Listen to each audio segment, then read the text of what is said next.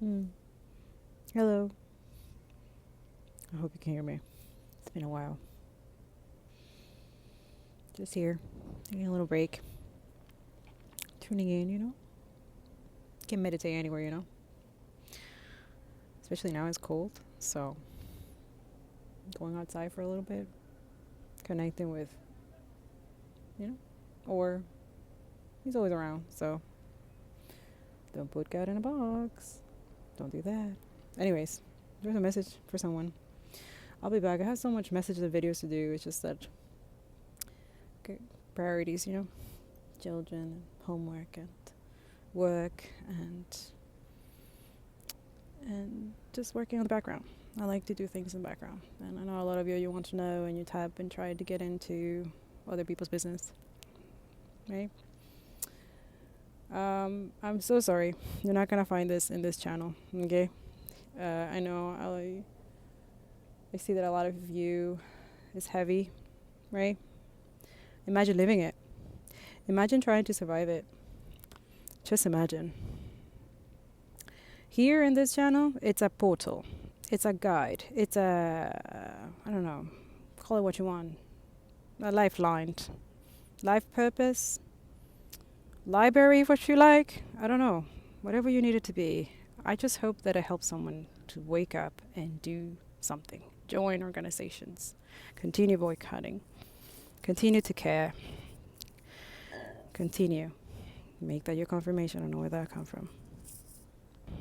Yeah, I don't know. It's kind of strange that we live in a world where it's okay not to care. And then making people feel bad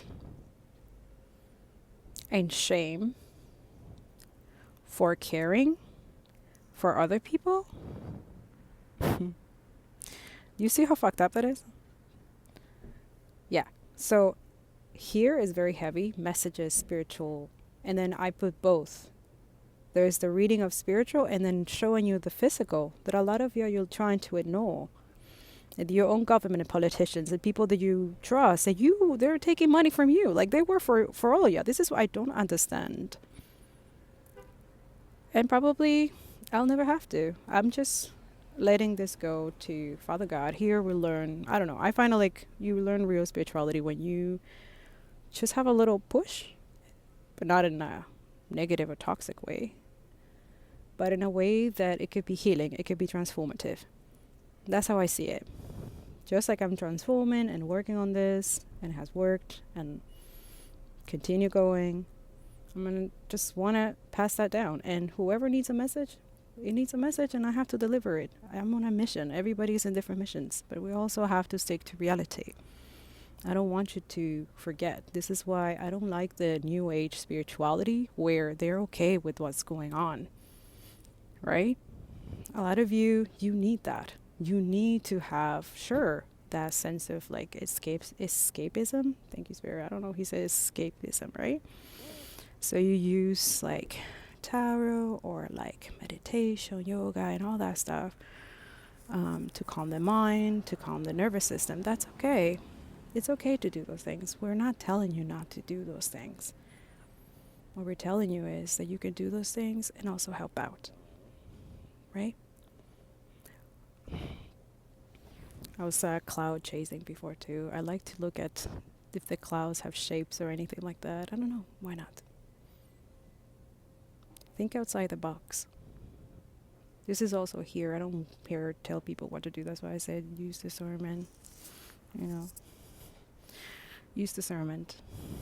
Even with myself, with anybody. Okay? God has been teaching me that too. Go talk to him. Like me, I just the guide here, but he's the master. Like I'm just like, why don't you say it? Why don't you say those things? What are you? He's like, but that's why you're here. So what are you here for? When you find that out, nobody can tell you who you are, who you're not. You need to be fearless in a world like this. And I bet this is something that I would tell my child too, if she ever, when she's older, I guess. But for now, It's crazy, but we need to understand that a lot of things is happening, and is happening at a fast race as well. Fast race or fast pace. So be conscious of that. Consciousness and working together, okay? Mutual aid, helping each other, equalize financially, those who can. You have a heart. If you still have it, use it. They are murdering, butchering people because of their color, of their skin. This is not about religion. It's not only that, that's just the justification, right? It's just to steal from those people. They are rich in nature. Where they're at, their land. It's not fair. There needs to be fair trade, or just no, get the fuck out. It's like a violation of everything. So we all understanding that this empire is falling, right? Falling empire. Falling.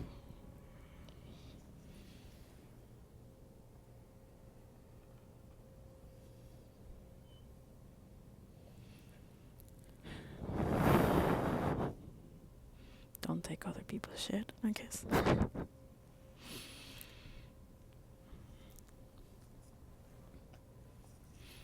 He's very upset. A lot of people are upset. I wonder why. Is it guilt? Is it shame? Is it embarrassment? I don't know. I think that's the initiative thing that happens when you just waking up.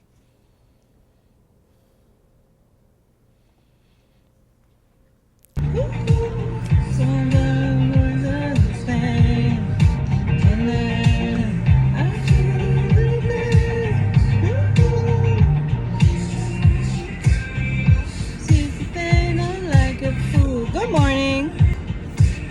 So since I know YouTube is gonna cut all the monetization or anything, or censor or suppress this video already, so since I'm already I already see it, right? So yeah, I have a lot of information to share that Father, God, Spirit, whatever you want to call it, they really don't want me to say. I've been going through it with this one because I don't know, we have a heart, at least a lot of us who have seen my content, right, and other people's content. You have protested, you boycotted, you're divesting, you're doing everything you can, and you still think that it's not enough, right? You're not alone in this, okay? This is a bunch of coots. I don't know how you say it. I don't know.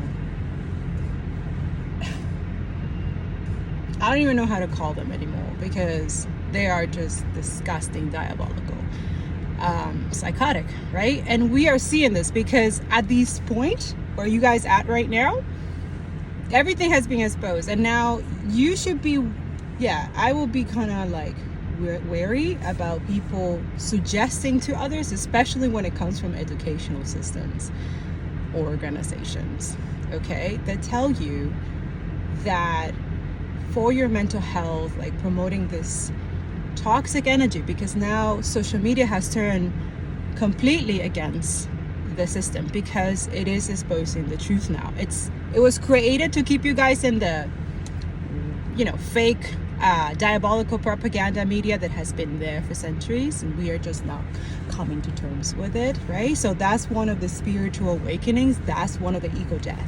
It's not hidden. A lot of you think spirituality is a secret thing. It's not hidden.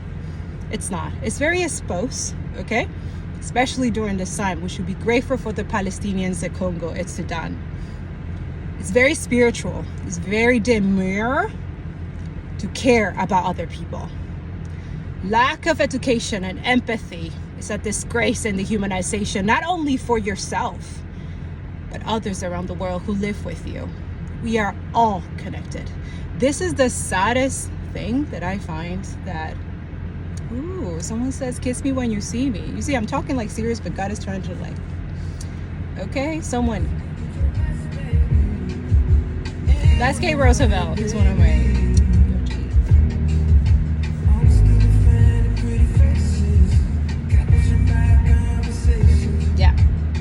So a lot of you, you're waking up of all the fake ass karmics, right? All the fucking parasites.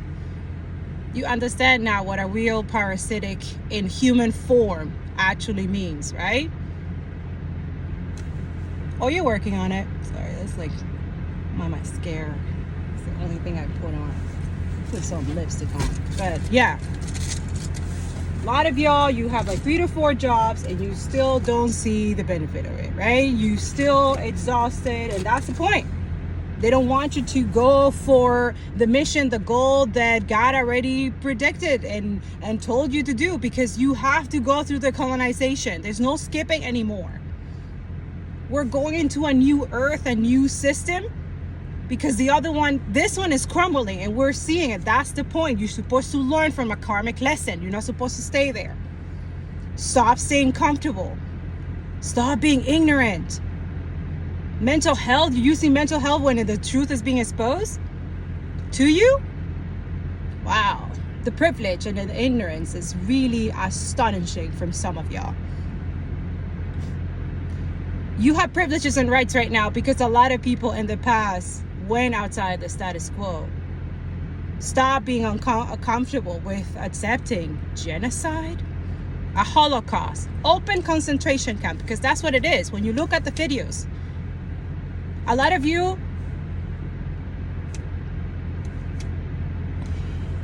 that courage, that strength, you don't know where it's coming from, right? Yes, you do know where it's coming from. You're praying, right? You're fasting, you're being there for others, even when you barely have anything, you're giving, right? You have a good heart, you care. This is also, it's breaking a lot of people's heart that we have exposed everything for everyone to get moving, to wake up and to like help. Like, yeah, you need to protest in front of those armed weapons companies. Yeah, you need to do that. We need to do anything we can to stop this, because we are dealing with psychopaths who think to this day, blaming us, propaganda, feeding us fucking lies to all of y'all, and then calling us who are exposing the truth to you terrorists.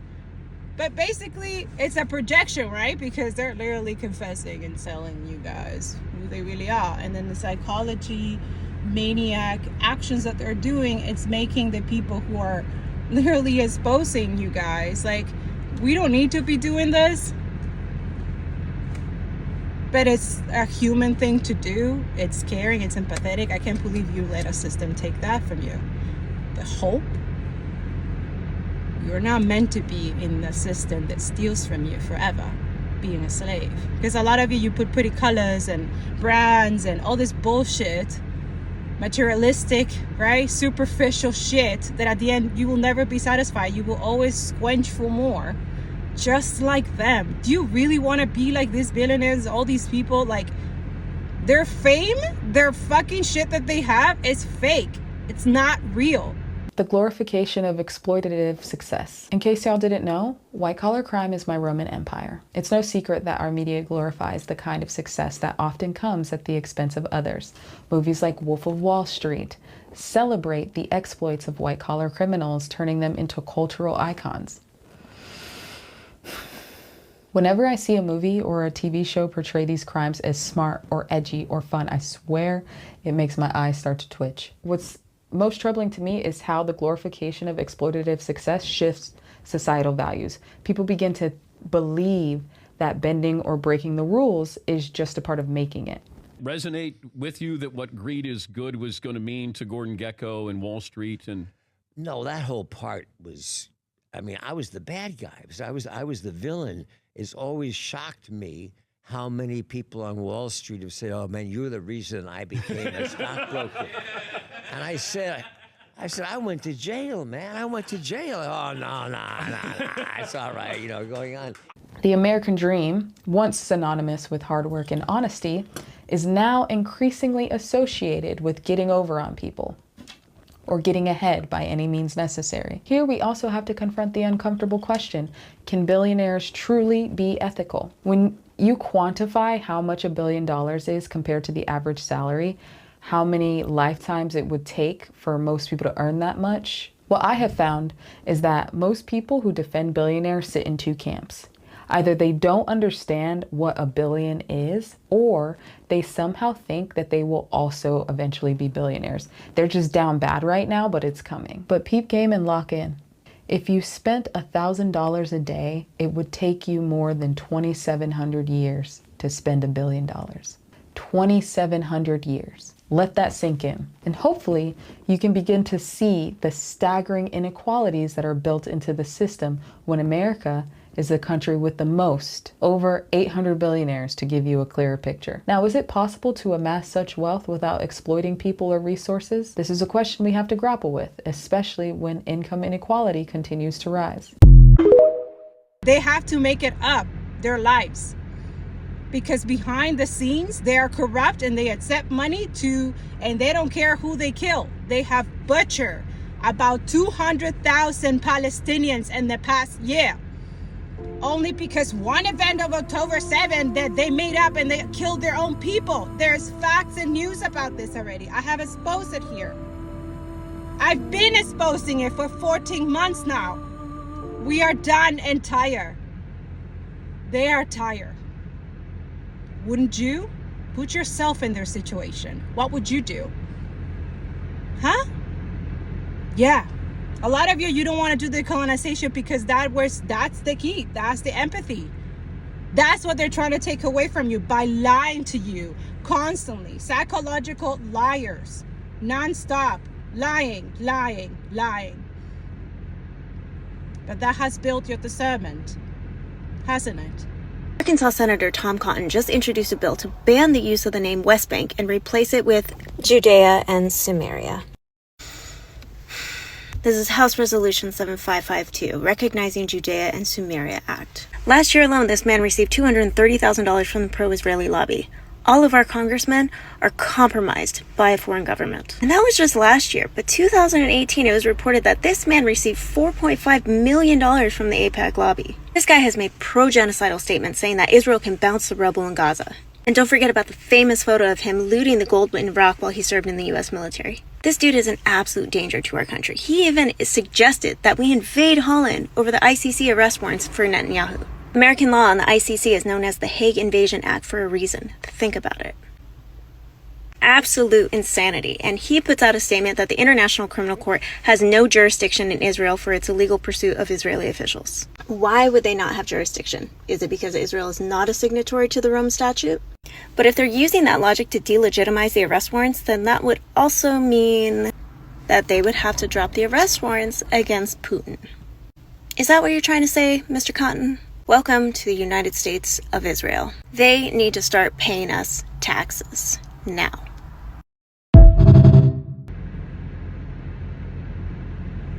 We learn from karmic lessons, but we don't stay there. We have to move and expand and grow. That this is why they're trying to prevent it for a lot of y'all. You're a threat to a lot of y'all. You're a threat. Especially for people who need to recover and heal. They need to get out of addictions, because most of the addictions and mental health problem is situations that we're dealing with capitalism. A toxic, disgusting system that does not benefit everybody, only some people. And we're going to continue this for centuries? I don't think so. That's the point. This is the point. A lot of you is like, oh, well, there's nothing I can do. Yeah. It says 8.8 something billion people in the world who will do the right thing, who will have empathy, who will do everything they can to stop this craziness, right? Because just because you can't see it, for a lot of you, you're pretending not to see it, right? You're ignorant as fuck, right? Who are you lying? And this is why a lot of you scare of people who are awakened, who know, who can see right through you, right? And that's why you're trying to silence those people, repress and oppress. No. You need to be held accountable. These people in power, they need to be held accountable. Yeah. Justice. It brings balance and truth and clarity, not just for some people, but for everyone. Right? It does not matter. They did murder. They've been murdering. We can, like, common people, people who work their ass off for these motherfuckers cannot afford the amount of transaction money that goes with selling weapons, bombs, and then throw them in places. So use these concentration camps as a test ground, right? And completely ignore that there's people living there, that there's people there in camps, refugee camps, in their own land, in their own country. That's capitalism, right? Yeah. So who maintains that? Who has been doing that? The people who are the resistant? Really? They're maintaining that? Because a lot of you make excuses like, oh, well, you know, if they stop, they'll, that, like, the reason why we have, like, they're surviving is because of their resistance. What do you mean? So you're telling me that if you're in that situation, you wouldn't want people to defend you, to help you, to try to stop someone abusing you or attacking you? You wouldn't want that? Oh, okay. Okay. Yeah. Let's reflect and think about that. Okay? That's what we're trying to do. Stop allowing these illusions and toxic reality that it does not, it's false. We just have to live through it to pay the bills. At the end of the day, it has to change. And we are the one who bring the change. The collective, the uprising, the land back movement. Everyone who has been in World War III already for years. But you just don't feel it because your privilege and ignorance allows you to. And also the people in power feeding you fucking bullshit propaganda. That at this point, I'm so impressed and proud of all of y'all who can see right through all this fucking propaganda. Thank God. Okay? We have to believe the people who are being abused and the oppressed. Stop with the fucking bullshit. The media is bought by all this. And that too, I don't give a fuck anymore because it is the truth. They call you conspiracy theorists.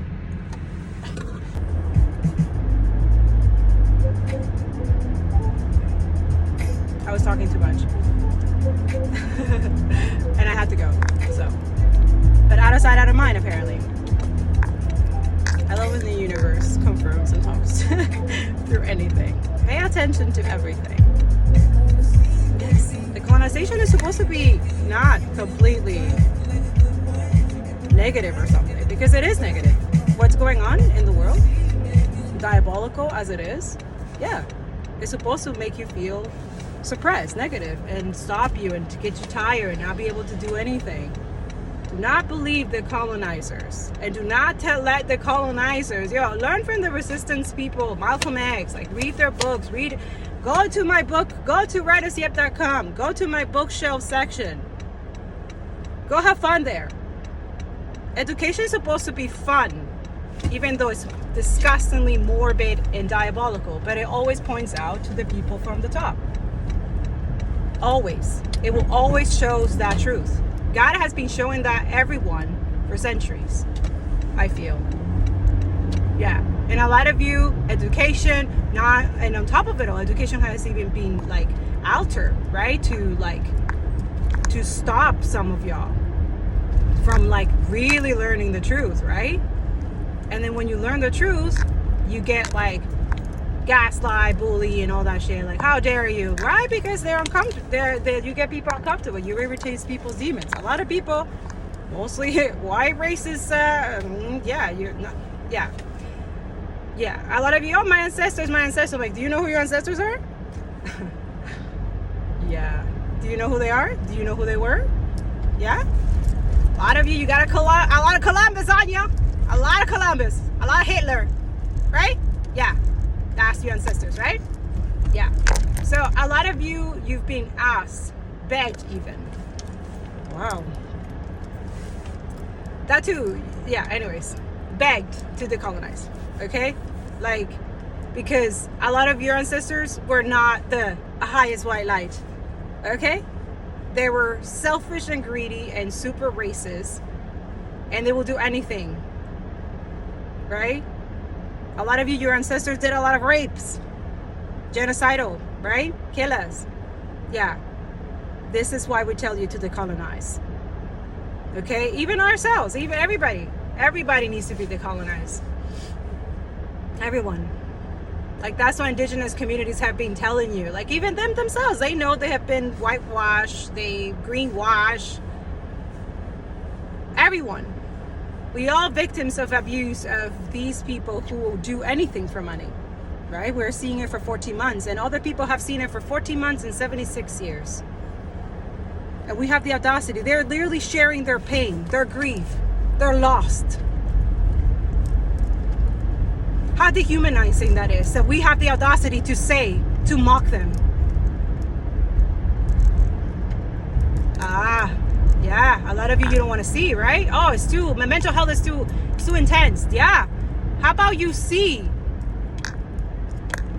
how these people rejoice on other people's suffering and torture, murdering, ethnic cleansing, exterminating the north of Gaza. And a lot of you are like, oh, my spirituality. No, it's very spiritual to talk about this shit. It's very godly. It's very holy. Don't come with me like, oh yeah, have empathy. Fuck you. You still doing what you're doing and not doing something on the side to help out, to get the hell out, to liberate everyone, not just yourself? How dare you?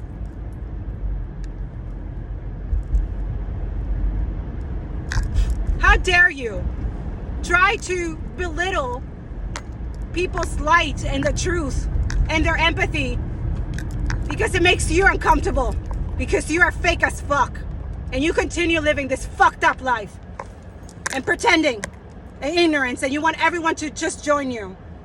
A lot of you, you're surprised that you are not obsessed with trying to imitate billionaires and millionaires, right? You don't give a fuck about celebrities. Good. You're not supposed to.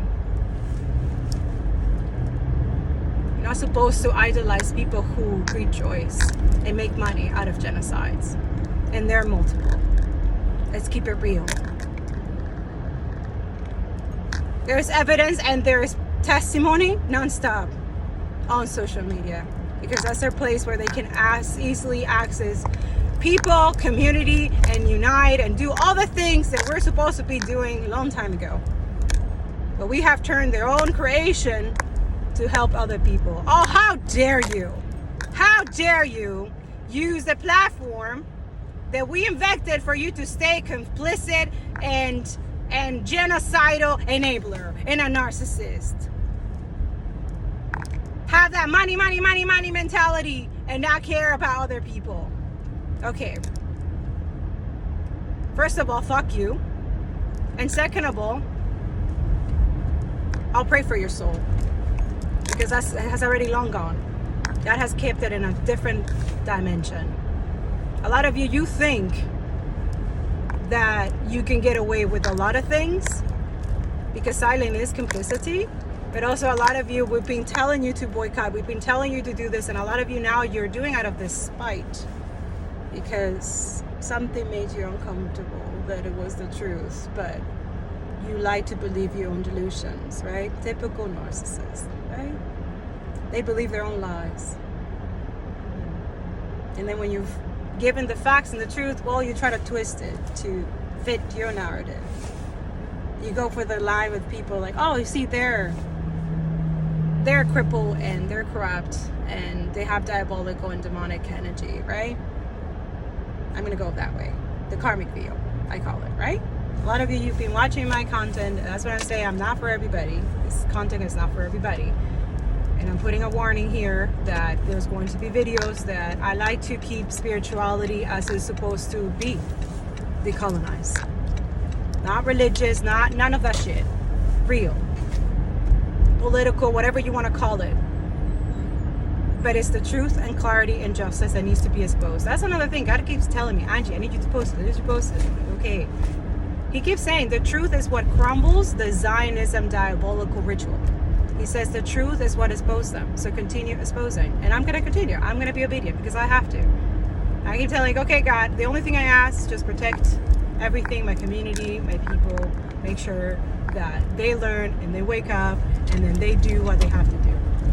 That's it, right? And that's it.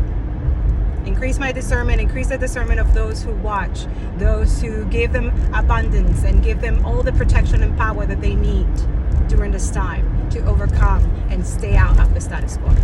In the name of Jesus, amen. We manifest with our words. You have to be careful how you use words. Colonizers know this immensely.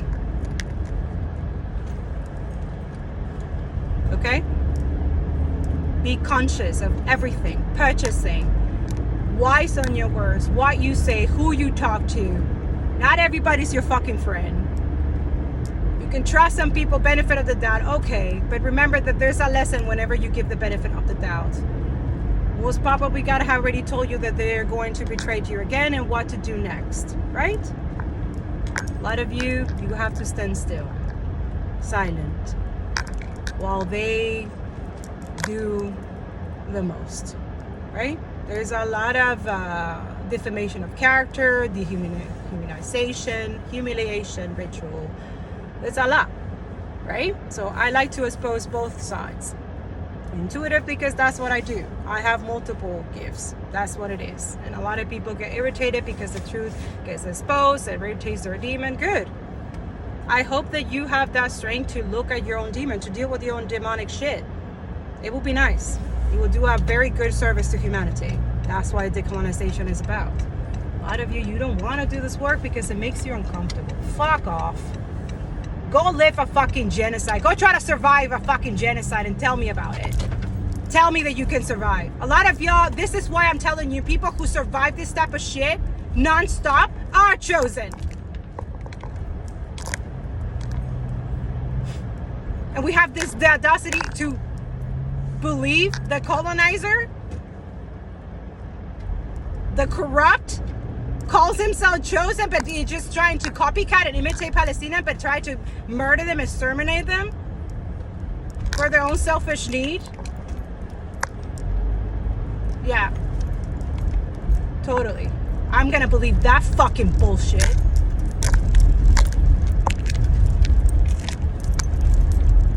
A lot of y'all, they're counting on you not to wake up. They're counting on you to believe the lies, the trillions of propaganda. They're counting on it, and you're giving it away.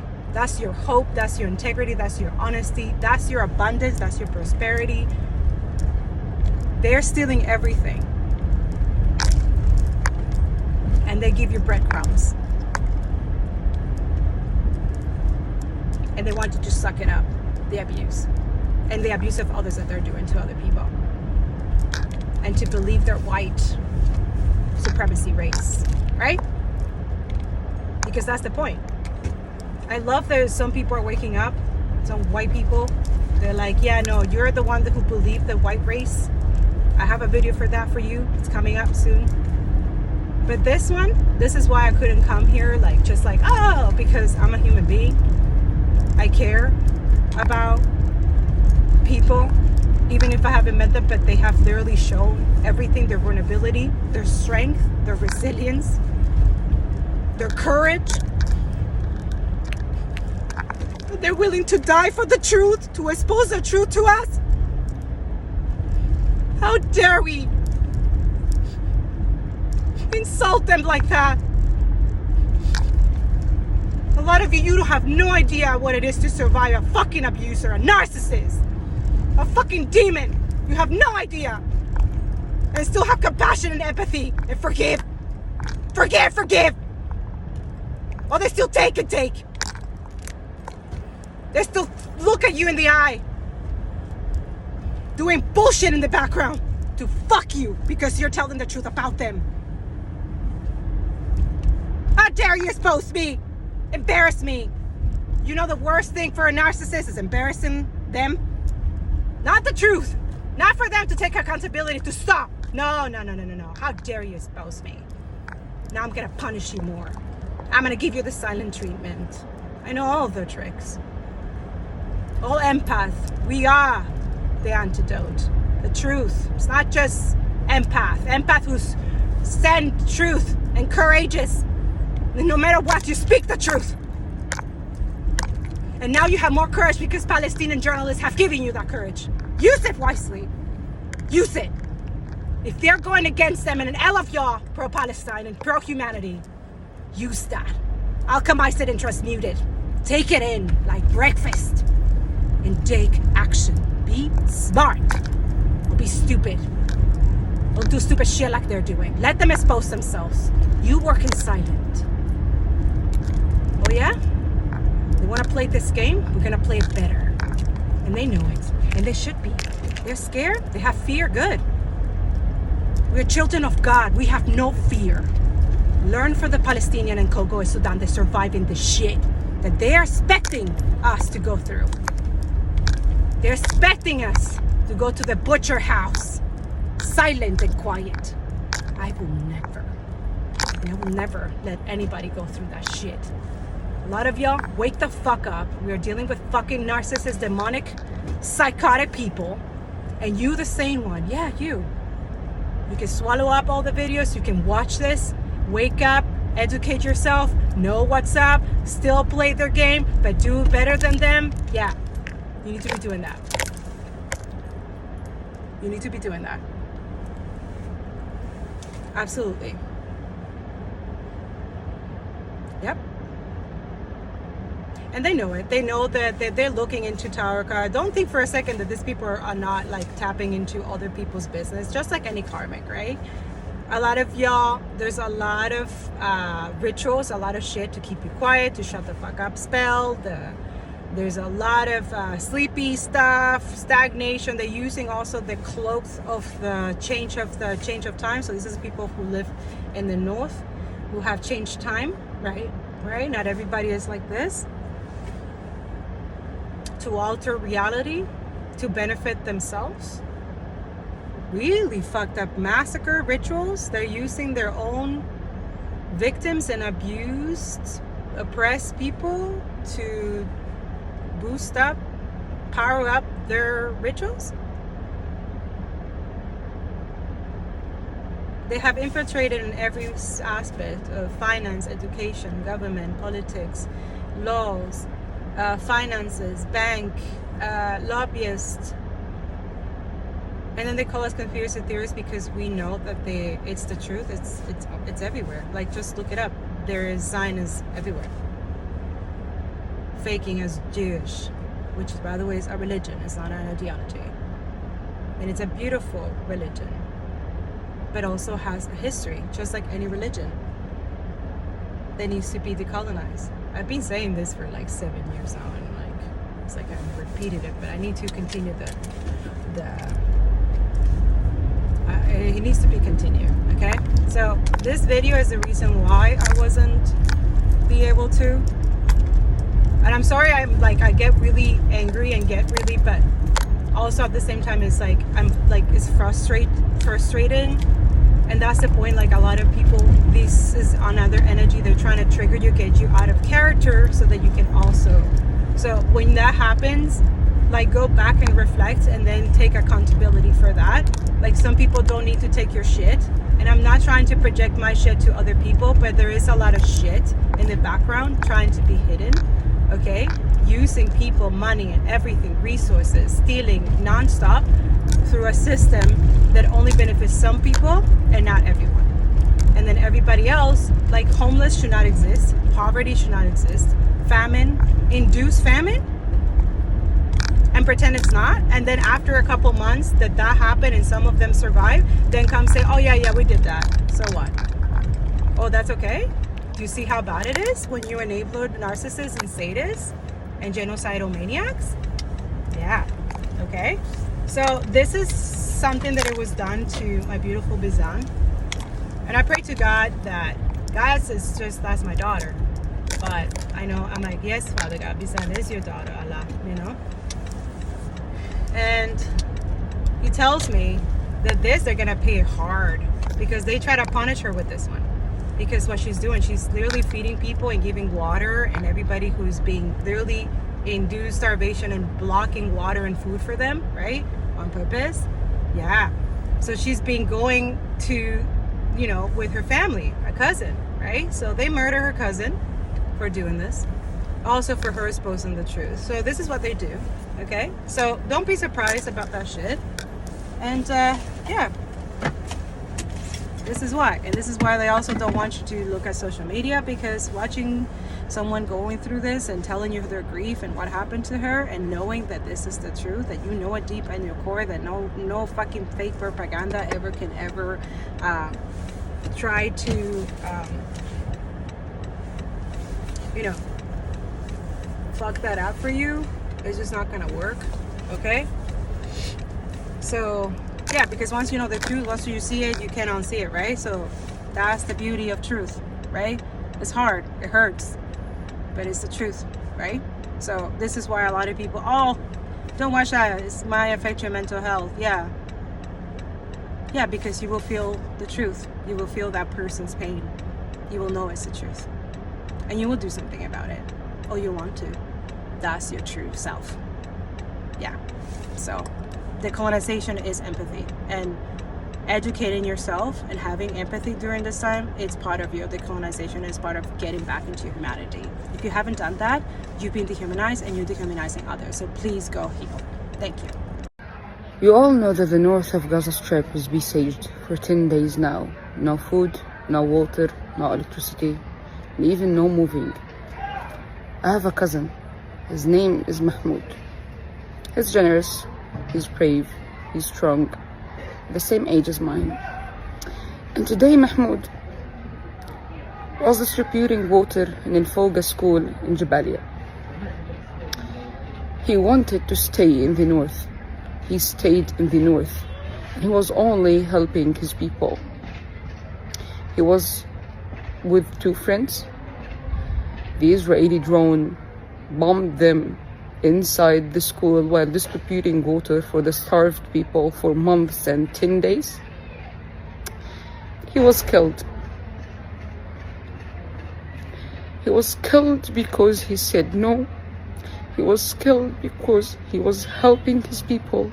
He was killed because it was not okay for him. It was not okay that thousands of people, hundreds of thousands of people are without water, are without food, and stuck in the 𝓂�🆃 refugee camp and 𝓂�🆃 displacement schools.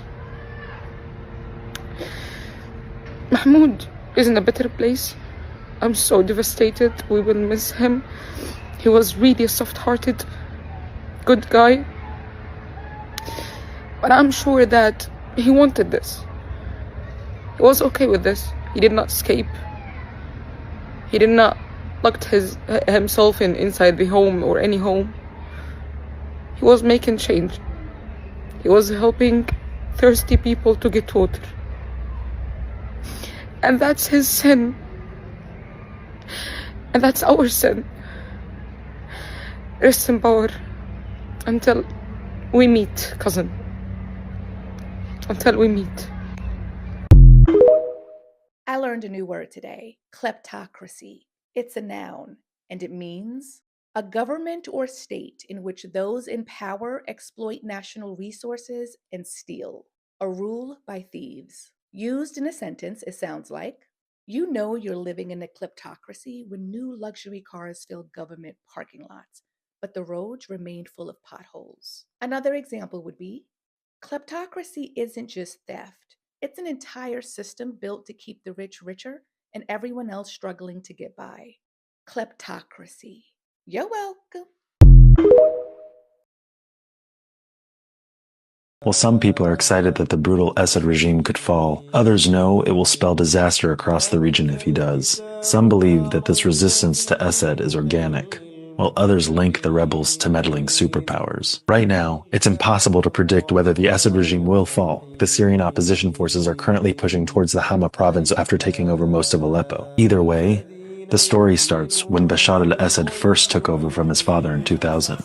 There was hope for economic reform, but it never came. The truth is that corruption, sectarian bias, nepotism, and bribery existed throughout Assad's government. A year after he came to power, mobile phones arrived in the country. They were expensive, and the two companies with the contracts to provide the phones and the SIM cards were dominated by Bashar's cronies and his family, including his cousin, who was worth billions of dollars. In March 2011, right before the Assad regime embarked on its campaign of mass murdering women and children across the country, Vogue put Esma Essed Bashar's wife on the cover of their magazine. The couple were praised as a beacon of openness in the Middle East, while reports were saying that the country had an annual growth rate of 3.39%, which was below most other developing countries. It was an iconic example of late-stage capitalists whitewashing dictatorial thieves. And while the government was taking the country's money, from 2006 to 2011, the most intense drought ever was recorded in Syria. It resulted in widespread crop failure and an increase in food prices. It also led to farmers and their families fleeing to more urban areas in the country. At the time, Syria's infrastructure was already strained, because 1.5 million refugees had fled from the US's imperialistic war in neighboring Iraq. But on top of all of this, unemployment rates were high, and historically, when young men don't have jobs, Arab communities fall apart. The internet had also penetrated Syria. Things like Facebook showed Syrians what they were missing, and at the same time, the Arab world surrounding the country was revolting against their own tyrants. Syrians were living in a place where choices were restricted and the economy remained in the hands of a ruling party who were stealing what they could. Discontent against the government started in Syria's poorest areas, predominantly among conservative Sunnis. The founding lore of the Syrian uprising starts at a school in a southern agricultural town. Someone had graffitied on a wall, quote, "It's your turn now, doctor," referring to Essed, an ophthalmologist turned politician, of falling to a Syrian spring. The state took notice. Teenage boys were rounded up and taken into custody by the state's local security chief. They were held, beaten, had their fingernails removed, and were tortured for weeks. One author recounts that their families were told, quote, "Forget your children. If you want children, make more children. If you don't know how, bring us your women and we will make them for you." The people of Deraa, the southern town, marched in protest. They called on Essed to act, but instead, intelligence officers infiltrated the marches. Syrian forces raided a mosque in the city. They shut down the power, they shut down the internet, they shut down the cable television, and they surrounded it. But it was too late. Deraa's protests spread to Douma and Idlib. Cities across the country seized on the story of the teenage boys and took to the streets. Essed's regime responded with force, and what started as a peaceful protest turned into massacres and enforced disappearances. I remember speaking to a man who was hung upside down and electrocuted by the Essed forces. Millions of people were displaced. Hospitals and schools were decimated with bombs. If you stood against Israel's terror, then it isn't hard to stand against Essed's. Through it all, swaths of Syrian soldiers defected and joined the resistance against Essed because they couldn't bear to shoot or kill their own. This situation devolved into a protracted 13-year civil war with superpowers like the US and Turkey and Russia playing a real-life monopoly game. Moderate Syrian activists were targeted and taken out. Eventually, the Islamist men who were willing to be extreme in the name of a terrifyingly strict God rose to the top. The Islamic State recruited outsiders, got foreign money, colonized oil fields, and settled a caliphate in the east of Syria and the west of Iraq, and it threatened the entire world. Arabs and non-Arabs fought with ISIS to build a fascist settler colony state, built on oil money, propaganda, drugs, and dogma, mimicking other, whiter colonizers. It's hard to imagine that the US and Israel aren't somehow connected to Turkey's actions of backing the rebels taking over as we speak. The offensive against Essed is being conducted by a coalition of armed opposition groups, including the Syrian National Army, but the offensive is being led by an Islamist faction called Hayat Tahrir al-Sham. HTS has transformed repeatedly over the years, since the Syrian civil war's beginning in 2011. With name changes, different leadership, and an expanded role in the northwest province of Idlib, where it has largely governed a couple of million people undisturbed for several years. It was once known as Jabhat al-Nusra, and it formed a formal alliance with Al-Qaeda more than a decade ago. But in recent years, HTS has publicly disavowed international violence and tries to present a more moderate face. For instance, reports suggest that while some fighters were felling a Christmas tree in Aleppo, a few others made sure to film themselves putting that Christmas tree back up. Western think tankers seem to be trying to push the narrative that these men have rebranded. Ultimately, the men of ISIS or Nusra or Al-Qaeda are the same men, whether they rebrand or make new alliances. The fact is, the world has been shaped by the United States for a long while, and if you look at the Middle East through the lens of the West, it becomes a battlefield of oil and natural gas. Chaos in Syria has been part and parcel of the American strategy for years. WikiLeaks suggests that as far back as 2006, 5 years before the Arab Spring protests in Syria that destabilizing the Assad government was a central motivation of U.S. policy. One cable even suggests that the U.S. goal in December of 2006 was to undermine Assad's government by any available means. Publicly, the U.S. was opposed to Islamist extremists, but in private, it had many instances of funding them. Syrian rebel groups have received political, logistic, and military support from the U.S., Turkey, Saudi Arabia, Qatar, Britain, France, Israel, and the Netherlands. The idea that Salafist rebels are funded and influenced by CIA agents, Mossad agents, and help advance foreign interests is also a very legitimate narrative. The idea that undermining Assad would completely destabilize Syria, Palestine, Lebanon, Iraq, and with it much of the Middle East is also a legitimate narrative. For many years, the U.S. and its allies and partners have been actively fomenting chaos and destruction in Syria to effect regime change. While the rebels have legitimate grievances against Assad, there's also reason to fear that a revolution in Syria will ultimately put traumatized, radicalized Salafist extremists in power. The original organic revolution was co-opted by a war that was funded by foreign imperialists, and for over a decade it has led to real people's torture, their families dead, because the regime, the Salafist opposition, and the superpowers themselves have had no problem with extreme violence. The truth is, competing narratives can both be right at the same time. There are no heroes in the story yet. Before what just happened a few days ago, there were 5.4 million Syrian refugees already, and around 7 million internally displaced Syrians. As the rebels advance, Russia is striking them on behalf of Assad, and Assad's own forces have struck places like the entrance of a university. There's already significant destruction everywhere. The Aleppo offensive has surprised people on the ground. The opposition are expanding their control and have seized jails and air bases at breakneck speed by capturing and killing Assad's forces along their routes. While Assad promises to push them back, the groups are ostensibly marching towards Homs. It seems that both HTS and the Syrian National Army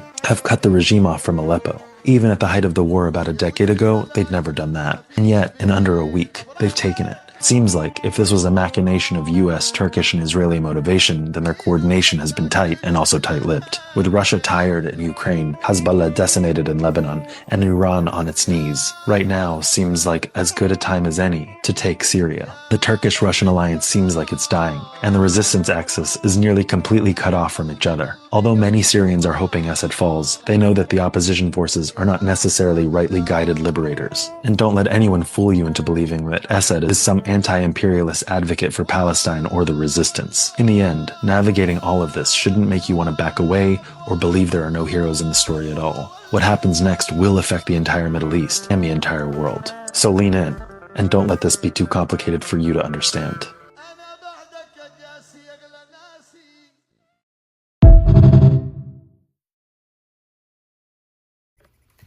All right, like fifth take at this video, but I keep getting emotional, and then I keep using the words that are on this list, and I'm like, oh, TikTok's probably gonna kick my video or not post it. So bear with me as I try to get through this. This is a follow-up to SB 17 in my last video about how the university is having us go through our web pages and remove DEI terms. I had asked for a list. I was like, where's the list? There was a list. I didn't see the list. I have the list now. This is the list. These are the terms. These are way worse than anything that I had imagined. I actually did not think it would be this bad. And it's not even all of them. They're not even all on here.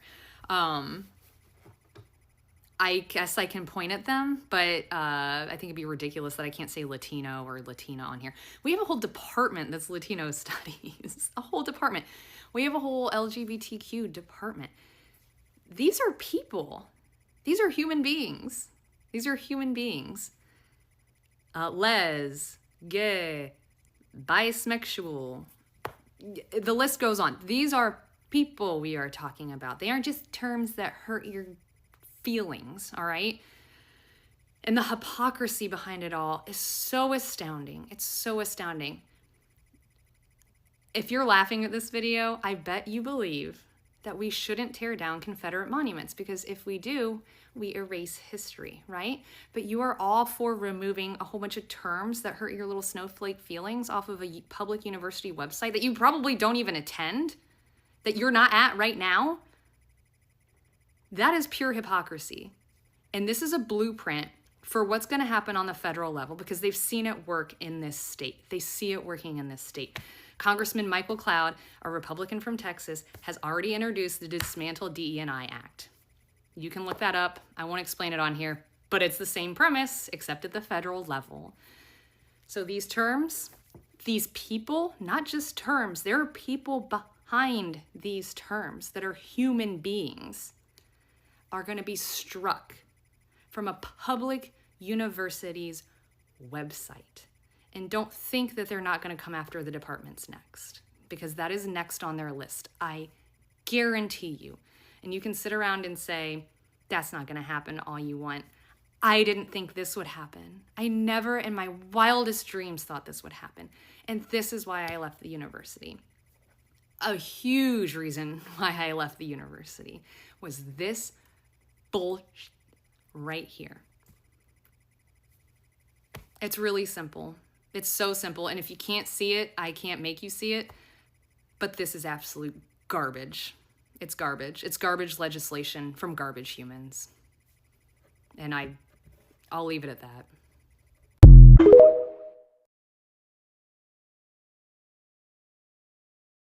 Just a tiny bit of correction for the despicable Western media, and New York Times in particular in this case. This child is not surviving Gaza. He is surviving Zionism. He is surviving Israel. He is surviving the murder machine of Western colonialism. He is surviving a culture of callous murder and mass murder and dehumanization and theft, exploitation and profit of Western corporations. He is surviving the Judeo-Christian Armageddon. He's not surviving Gaza. Gaza is his home, his family, his neighborhood, his school, his sea, the smell and the sounds he knows from his mother's womb and his history. This innocent soul is not surviving Gaza.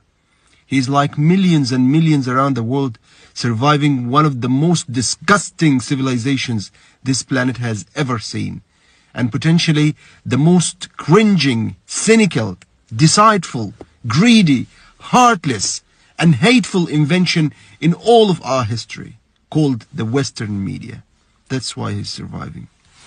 Just a tiny bit of correction for the The question is simple. What is stopping you from boycotting? What is stopping your aunt, your uncle, your sister, and your cousin from boycotting? Every purchase we make from certain brands directly funds the collective punishment of Palestinian lives. These aren't just abstract policies. They directly result in Palestinian children losing their homes, families, and futures from the West Bank to Gaza.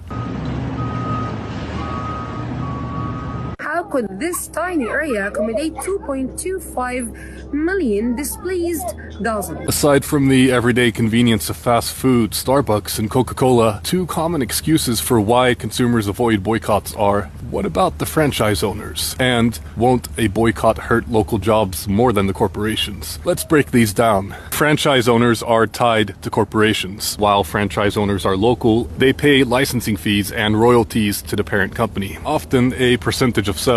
Every time you spend money at these franchises, you are funding the larger corporation, which uses your dollars to sustain Israeli apartheid. In turn, this drives the genocide of the Palestinians. Economic redirection, not job destruction. Boycotts don't destroy jobs, they redirect spending. When you choose ethical alternatives, local businesses benefit. For example, when Kuwait boycotted pro-Zionist brands, local businesses saw a 20 to 30% increase in sales. The idea that boycotts harm the economy is corporate propaganda designed to protect profits, not local workers. We need to stop using jobs as an excuse. Economic disruption is a small price to save human lives. These aren't just bad business practices. These companies are directly complicit in genocide. Caterpillar bulldozers demolish Palestinian homes, making way for illegal settlements, and crush families. Literally. Rachel Corrie, an American activist, was killed by one of these bulldozers while trying to protect a Palestinian family. Airbnb profits from the sale and rental of property in illegal settlements built on stolen Palestinian land. Coca-Cola directly profits from the occupation through its factory in the Adarat settlement in the West Bank, built on stolen Palestinian land. Operating in illegal settlements economically normalizes these territories, deepening the occupation's grip.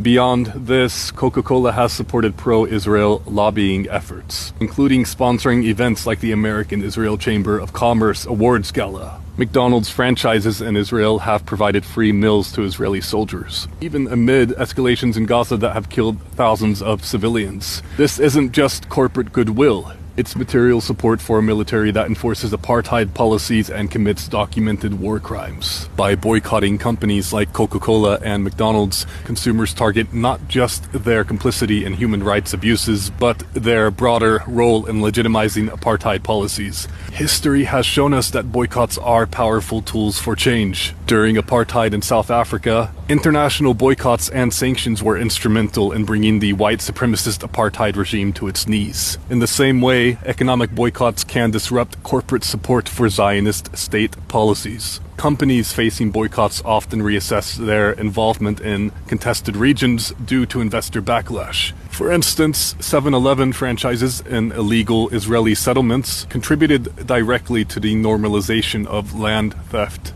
After sustained boycotts and the political instability caused by apartheid policies, they've recently withdrawn from the occupied territories. This shows that boycotts do work. Currently, Gaza has the world's highest number of amputee children, while the death toll surpasses any modern conflict of the 21st century. These brands, McDonald's and Coca-Cola, profit from this misery, directly and unapologetically. Boycotting should be non-negotiable at this point. Ask yourself, is convenience worth more than a child's life? Is that next sip going to satisfy you, knowing that it is inextricably tied to children being slaughtered by Israel's state-sanctioned terrorism? Every dollar spent at these brands enables the destruction of Palestinian homes, schools, and dreams. If you can make easy decisions like recycling your trash every day, reducing waste, you can boycott certain products to stop a genocide. This isn't just symbolic. It disrupts profit pipelines and forces corporations to rethink their complicity. It sends a clear message: human rights violations will cost you. So redirect your spending, educate others, join the BDS movement, and demand accountability. This is a very concrete action that you can take here and now to help.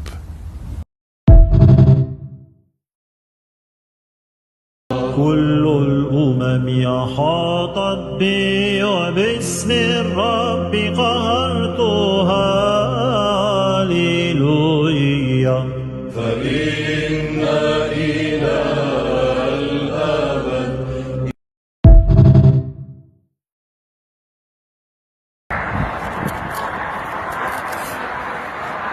Behind me in the distance is Gaza. This is an Israeli lookout platform that was set up so that Israelis can come here and watch the genocide that their state is unfolding. They bring school field trips here. There are binoculars that you can use for 5 shekels. This is a popular tourist destination. People come here from all over the country.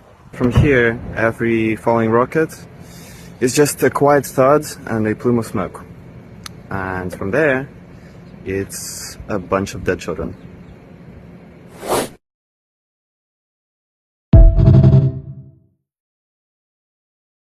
A mass grave was found in Israel from the 1948 Nakba of skeletons and remains of Palestinians in Tel Aviv. Yes, you heard that right. Tel Aviv was built on the ruins, Palestinian bodies and families and children and women. If you do not know that fact, you can do a simple Google search. That's it. If you do not know how to use technology, simple. Go read your Bible if you're a Christian, and you will find a Palestinian map in it. Salam.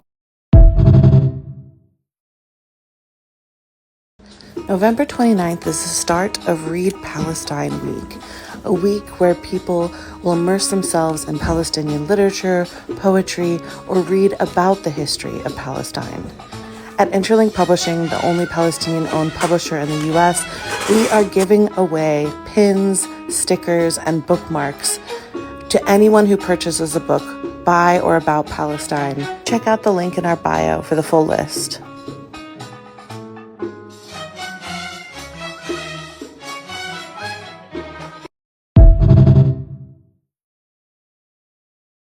Oh, what's this? Mark Zuckerberg donates $600,000 to support affordable housing in Hawaii? Oh, that's so great. By the way, how did he get these 1,300 acres of beachfront property there in Hawaii? Let's see. In 2017, his legal team filed quiet title lawsuits to force the sale of small plots, aiming at consolidation of ownership. This has been criticized as neo-colonialism, and he's just taking this land from these native people. So he owns $200 million worth of property. So then he donates $600,000, which is only 0.31% of how much he stole through their legal system. It's basically just stealing because these impoverished people can't defend themselves in court. You donate 0.3% of it back and you got to write a puff piece about that? Like, oh my God. Oh, what a great guy. What a fantastic philanthropist. What a full-on therapist.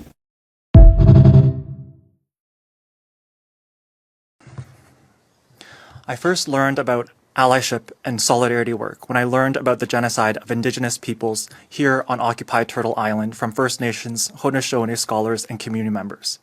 Today, I am speaking from unceded and unsurrendered Algonquin Anishinaabeg territory. Canada, as a settler colonial state, is made up of broken treaty lands and stolen lands from Indigenous peoples, First Nations, Inuit, and Métis. For me, spending time with Indigenous communities, whether it be at Six Nations of the Grand River or in Nunavut in the north, I learned from Indigenous communities that resistance to colonial violence and erasure takes many forms. Resistance in Palestine by Palestinians against genocidal colonial violence and erasure also takes many forms. Not only is resistance the deepest form of love, but is rooted in preservation of dignity, life, care, and ultimately justice. Palestinians as indigenous peoples to their lands, which have been occupied for decades and generations since and before the ongoing Nakba, or catastrophe, began in 1948, find themselves resisting colonization and extermination because it is the necessary thing to do to protect and preserve their people and their community on their traditional lands. As a non-Palestinian, I am so privileged and grateful to have visited Palestine and to have shared many beautiful memories with amazing people from all over Palestine.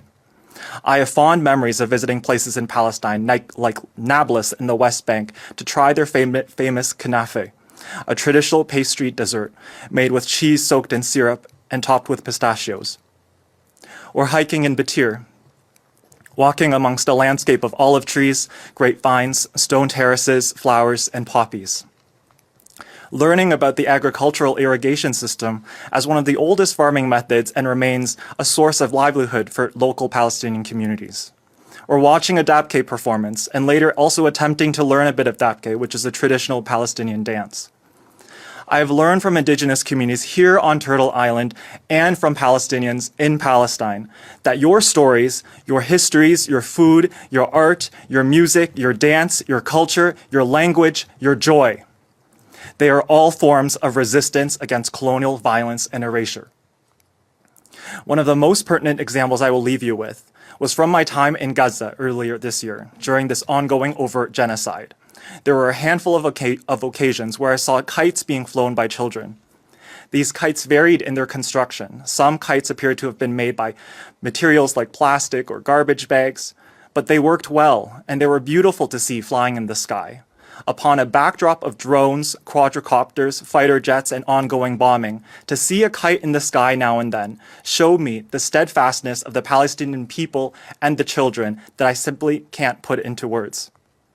The only hot meals I ate in Gaza were because the Palestinian healthcare workers demanded that we share meals together.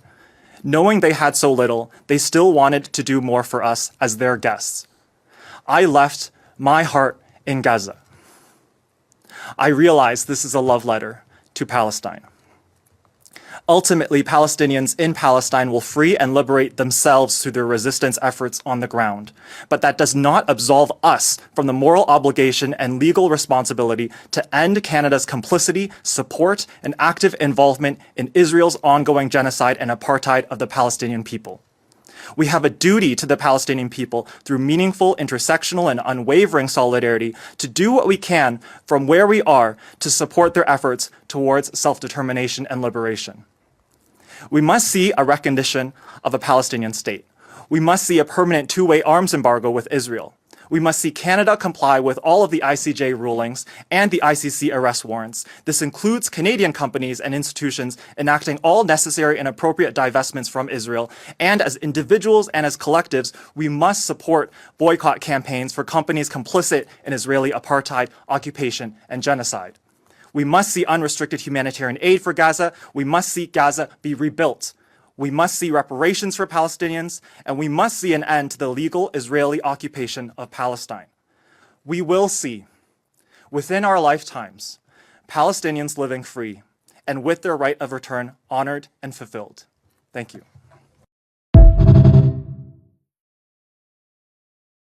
On November 29th, the illegal occupation continued to carry out massacres. In 𓂀🆃, they martyred more than 50 people from one family.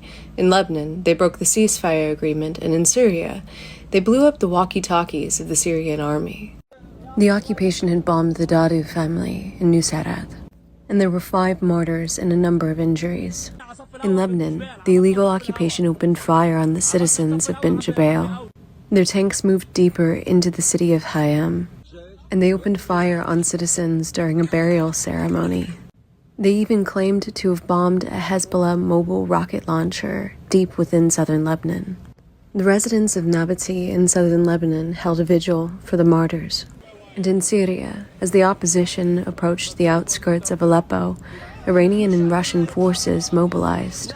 But the Syria Free Fighters took Aleppo, and they managed to do so despite Russian warplanes targeting gas stations in Idlib, severely injuring children in the process.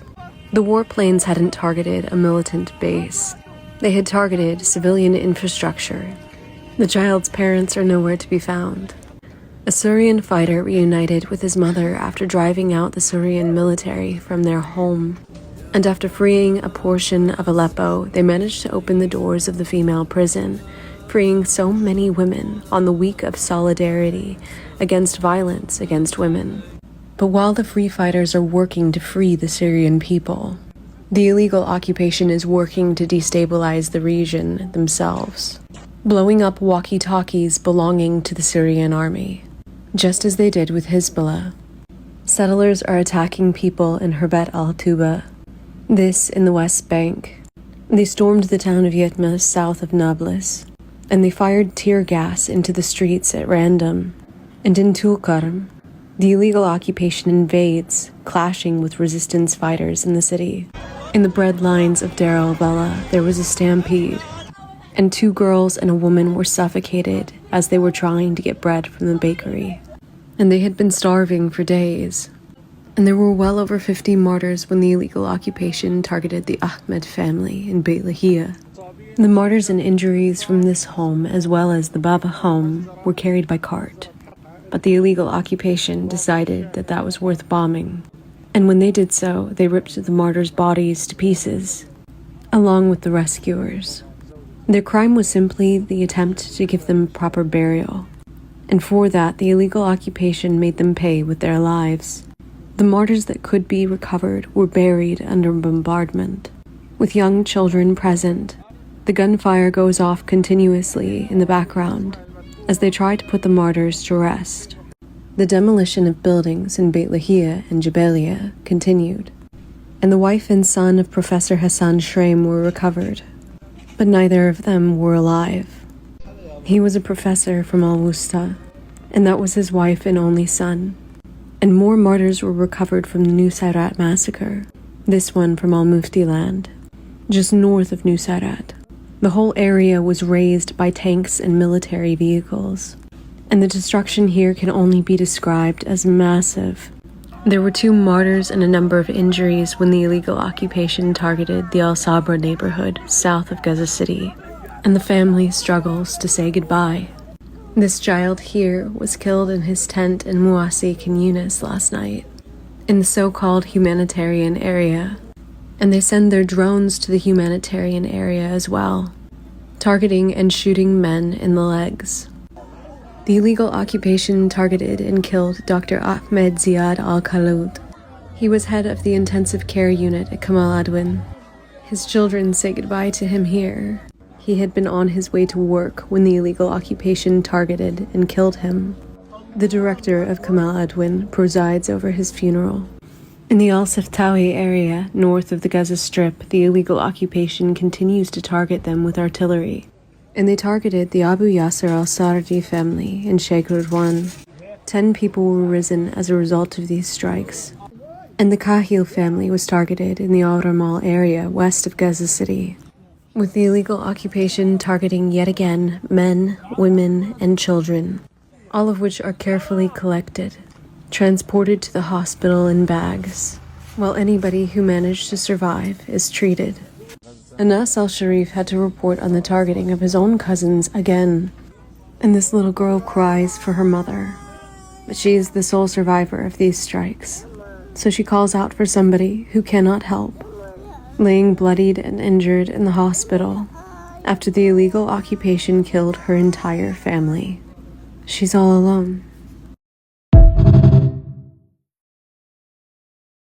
Hi everyone, this is Bissam from Gaza. I am still alive and it's the day 420 of the genocide on Gaza Strip, and now it's clear that Israel is targeting anyone who's trying to make difference or to help people on the ground. Yesterday the Israeli army killed Ahmed Ziad al-Kahlout.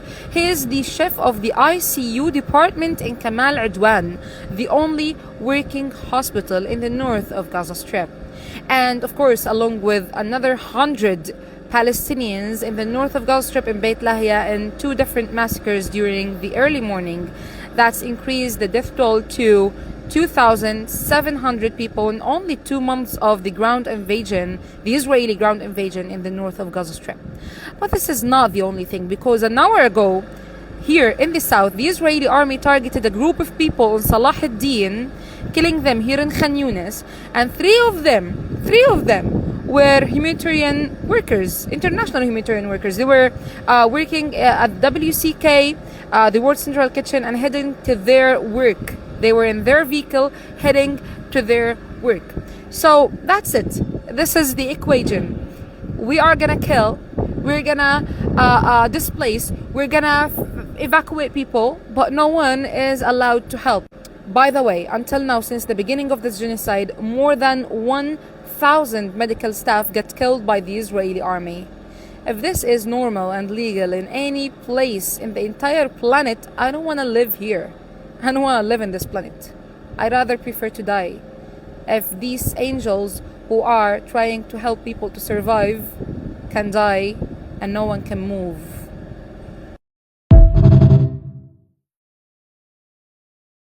Hi everyone. I'm here to state an obvious that just needs to be said out loud. Do you know the easiest telltale sign that Israel's a fake-ass imaginary state filled with fake-ass non-indigenous people? They purposely have to, like as an absolute necessity, tag the word Israeli onto everything they don't own for themselves.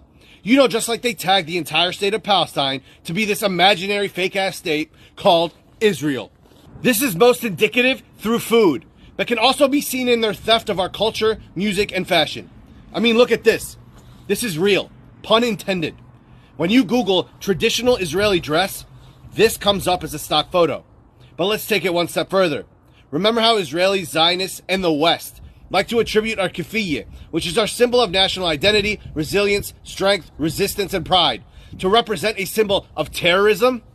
Well, take a look at this little beauty pageant. Yup, a woman representing Israel claiming the 𝓂�ʔa as their own. They even hosted the Miss Universe pageant in Israel and had the contestants dress in traditional Palestinian 𝓂�ฤت thobes as an Israeli photo op to promote travel to Israel. Truly pathetic. But back to the food, as it is the most obvious and overtly in-your-face way of seeing that Israel is a fake nation, quite literally grasping at straws to make their fake identity stick in the world we live in. And they do this by sticking their fake-ass Israeli stamp on everything. And when they don't even have the balls to do that out of fear of boycott, you'll notice these Zionist and Israeli restaurants don't advertise themselves as outright Israeli restaurants and typically call themselves Mediterranean or Middle Eastern restaurants. Which, red flag, always be skeptical of restaurants calling themselves Mediterranean or Middle Eastern as a blanket cover-up for what they truly are. Always do your research, because Middle Eastern could very well mean Middle Eastern or Middle Eastern or Middle Eastern. So I don't need to get into the history of these foods, as it's pretty obvious by now how Israel has no right to claim any of them. But here we go. Israeli hummus, Israeli couscous, Israeli falafel, Israeli shawarma, Israeli pita. They even say Israeli lebne, which they describe as an Israeli-style cheese. And these took the cake for me personally. Za'atar, which is a spice blend internationally known to have originated in Palestine. Yes, they even have Israeli za'atar. Knafe, a Palestinian dessert. Check this out. And I quote, one of the dessert secrets of Israel is knafe. Knafe, which its core ingredient is Nablisi cheese, as in cheese that is specific to the Palestinian city of Nablus, is being appropriated to be Israeli. And just you wait for this. The national dish of Jordan? Yup. They're even trying to steal mensef. They even steal dishes like shakshuka, which is a North African dish. You guys see this? This is called the full Israeli. I'll let Ireland and the UK hop in here. I highly suggest you look into My Jewish Learning, which is just a full-on diary of food theft and cultural appropriating. And last but not least, these clowns are so mad about our watermelon symbol reaching far and wide globally that they are claiming that Israel invented the seedless watermelon. I shit you not. We're reclaiming the watermelon. It was always ours. Israel invented the seedless watermelon. It's Israeli. So eat your watermelon because it's Israeli. Am Israel Chai. A simple Google search shows that the seedless watermelon was invented in Japan. It's truly pathetic and embarrassing. You'll notice when we eat these foods, we say we're eating za'atar, hummus, lebne, falafel, shawarma, khubez, mensef, shakshuka, knafe. Do you know what Israelis sound like saying any of those foods? How do you say this word? That creamy bowl of tahina and chickpeas that melts in your mouth. When you come to Israel, you gotta stop saying hummus. Hummus. Hummus. Bruh, it's as simple as that. Can you imagine qualifying any of these foods as Italian pasta, Mexican tacos, Japanese sushi, American hamburgers? And that's a trick one, because hamburgers actually come from Hamburg, Germany. But again, this proves my point, because no one says Hamburg hamburgers. In fact, by this logic, American food isn't a real concept either, unless it's processed garbage contributing to the worst health status of any developed country on earth. And American tradition isn't a real tradition, unless it's an overtly commercialized capitalistic holiday. Gobble gobble. But yes, we don't classify these foods by any region, any country, any people. We just know what it is and respect it as it is with zero qualifiers. Because we are normal human beings that originate from a real region where we have real culture and real tradition and real history and respect those with real culture and real traditions and real history. We do not respect or even acknowledge those that claim to have a tradition that was stolen as far back as 76 years, where many of our parents, grandparents, aunts, and uncles are older than their so-called ancient traditions. Israel saying they have traditions is like a newborn saying they have a driver's license, or a toddler saying they're retiring from work. What I'm trying to say is this concept is not real. Their food is not real. Their culture is not real. Their traditions are not real. Israel is not real. Hence our nickname of this fake terrorist ethno-state, which has now caught on globally, which is not real. Now I want all you Zionists that identify as Israeli, that I know follow me, to look me in the eye while I say this. You are not real. You have no self-identity. You are embarrassing, non-existent mouth breathers, leeching off of other humans with real traditions and real history, because you have none. You are officially ghosts in our society, lurking from region to region, attempting to haunt those with real humanity with your evil, vile, and sadistic nature, trying to infect everyone you come into contact with, trying to make yourself known by force, trying to tag everything you touch as your own by force. Let me say this again in very direct terms. You force yourselves upon the entire world because it is in your true nature as you come from a culture that only knows force. Forced through a terrorist military, forced through a home-stealing population, and forced through a rape culture that has forced yourselves onto men, women, and children since your very inception. So before you continue to rape your way into our societies through every means imaginable, just know that the world is now awake to it. And just like the cowards that rapists are when confronted and stood up to, you're about to cower into your little fucking holes once mommy and daddy leave you high and dry. Because we see you now, and we're fighting back. So go ahead and steal pizza while you're at it. Can't wait to discover Israel's food with you. See you there.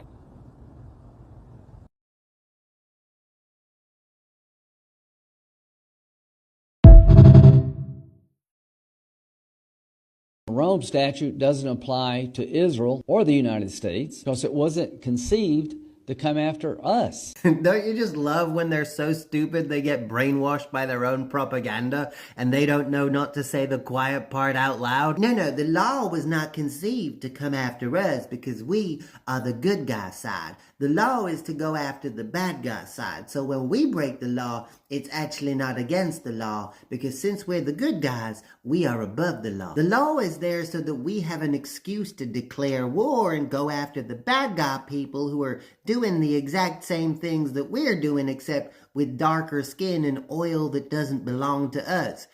Yet. We gotta turn that oil into good guy money, you know, for freedom.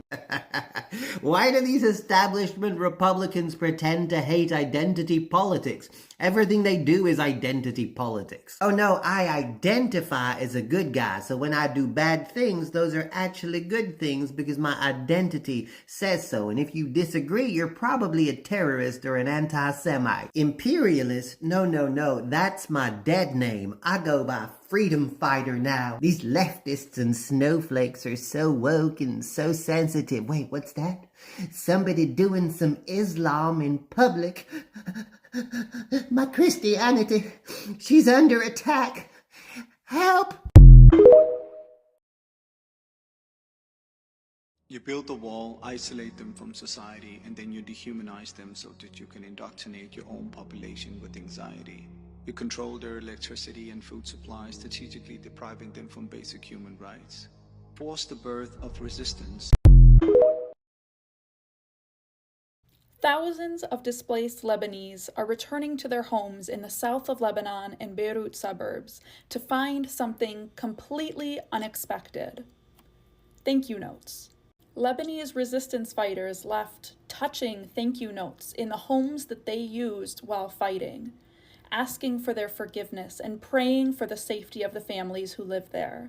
Compare this beautiful gesture of respect and dignity and humanity to the scenes that we're seeing in Gaza from IOF soldiers. Soldiers who shamelessly steal and showcase women's intimate belongings. Soldiers who write slurs on the walls of people's homes. Soldiers who destroy holy books of people they've unalived.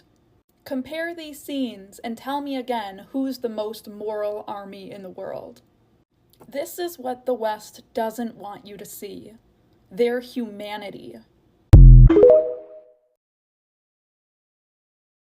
So today is November 29th, and it is the International Day of Solidarity with the Palestinian people. It was declared a day of observance by the United Nations in 1977. This year, our Day of Solidarity falls on Black Friday, and there has been an international call to boycott Black Friday. I hope that you are doing your best to take part in that boycott, but if you are shopping today, I hope that you are choosing to give your money to Palestinian brands or other indigenous-owned brands and Black-owned brands. In addition to that call for boycott, I have one more call to action for you. Spend today talking to at least one person who is not yet fully pro-Palestine about Palestine. In a lot of my interviews, people ask me what, if I had one call to action, what it would be.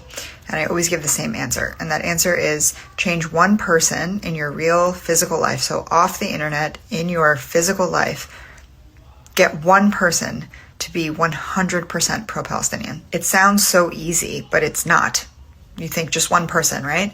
Getting one person to fully understand the Palestinian struggle, everything from colonialism to understanding that colonialism is bad, understanding the concept of land back, understanding the importance of resistance, getting them to move away from their socialized fear of what Palestinian resistance looks like is a very hard thing to do. Getting them to unlearn this socialized fear of being called anti-Semitic for being 100% on board with Palestine and our struggle is a very hard thing to do. I have only been able to do this with less than a single handful of people in my physical life. I couldn't do it with a number of friends that I had had for upwards of 30 years. Couldn't do it with people that I have lived literally next door to for a number of years. It is very difficult to turn one person into a fully pro-Palestine person. But you have to keep trying anyway. And if you haven't yet tried or you've taken a step back from trying, let today be the day that you either start fresh or restart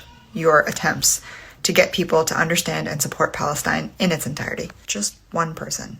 All you need to get is one person to understand and be fully on board. And then it trickles down into their circle, and then the empire's dominoes begin to fall. If you've already gotten that one person in your life, get them to get one person in theirs. There are not enough people. I can't emphasize this enough. There are not enough people. If people don't have more children, civilization is going to crumble. Okay, so people are having fewer children, which means in the future there'll be fewer people, which means there'll be more resources to go around, doesn't it? Why is this supposed to scare me? Gross profit per employee. The fundamental constraint is labor. Right, labor, profit, check.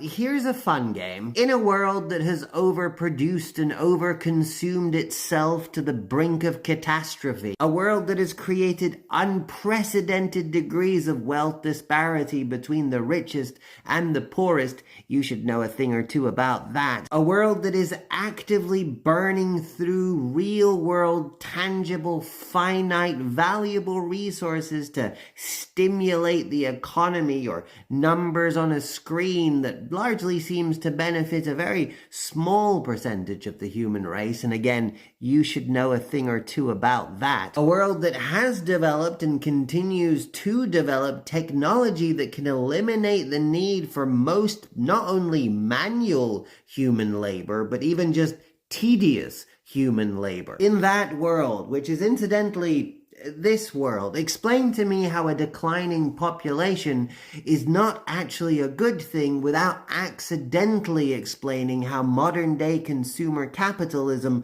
requiring infinite growth and increased consumption is a fundamentally broken system which is currently devouring itself, has been made entirely redundant and should be sacrificed, but is being protected for the benefit of a very small percentage of people. See, this is why you can't ask people at the top of the system to fix the system, because the system is the thing they have power over. Fixing the system means something very different to them. They will always choose to sacrifice the people to protect the well-being of the system rather than sacrificing the system to protect the well-being of the people.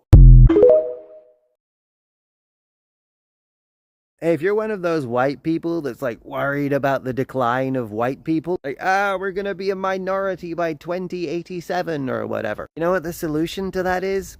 Equality. Yeah, increasing equality also creates a better outcome for people with hateful ideologies, because making the world better, it makes the world better, and well, they're in the world too. Yeah, it turns out a lot of the numbers show that a higher standard of living directly correlates to a decrease in birth rate. When people have more access to information and resources, they also have more access to opportunity, which means they have more options and more prospects, which means they're going to start planning the way they want their life to go, which usually is not going to involve having 5 kids in your 20s. So when you create a global consumer-based economic infrastructure where the white population, generally speaking, has a higher standard of living than other ethnic groups, you're going to create a situation where the white population starts declining faster than other ethnic groups. You also create a situation where the black and brown people have to migrate to where the white people are, because you've migrated all the opportunity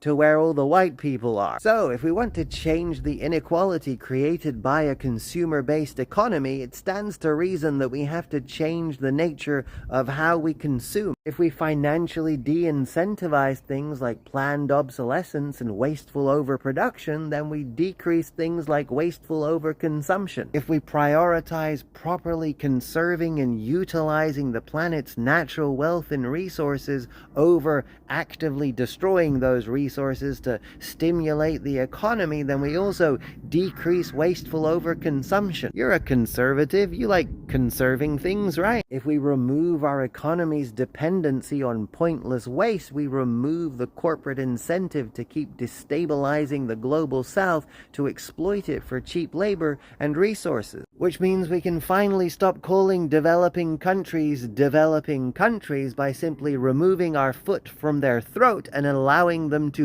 actually develop unencumbered by our dependency on their suffering. And increasing opportunity for developing countries also increases opportunity within developing countries, which increases opportunity for marginalized groups within their community, which creates more equality. And on that note, there's also numbers that show that empowering and increasing the autonomy of women within a society makes that society better, like quickly. So what you really don't want to do is stuff like trying to fence all the foreigners out and force women to have babies by removing their autonomy. That sounds like the first chapter in a book about the collapse of a civilization, which at this point is beginning to look like it might not altogether be a bad thing, but surely we can think of a less cartoonishly evil way to implode our own economies.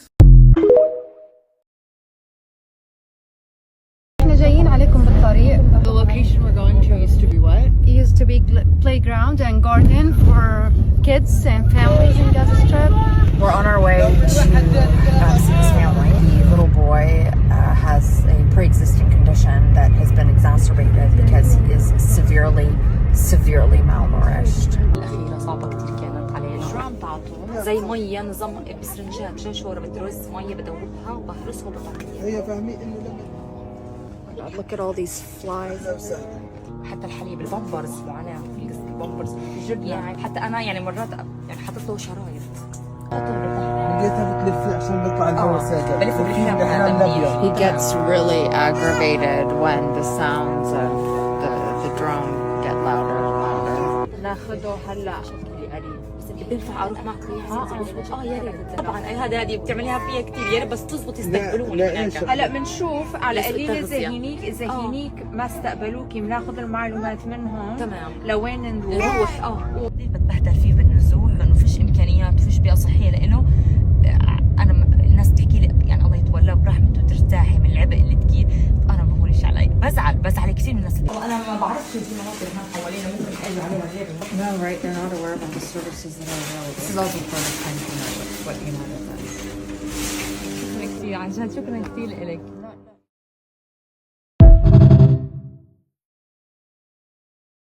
They want you to think they're undefeatable.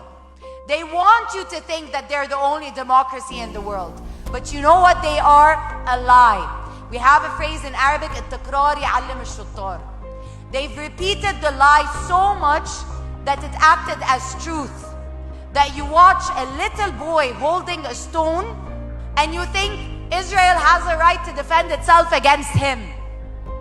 Do you have any idea how racist it is for these mainstream media channels to assume that the people are going to be disrespected, not just killed, disrespected, and do nothing about it? That is a racist notion, and this is why everyone has a role to play now.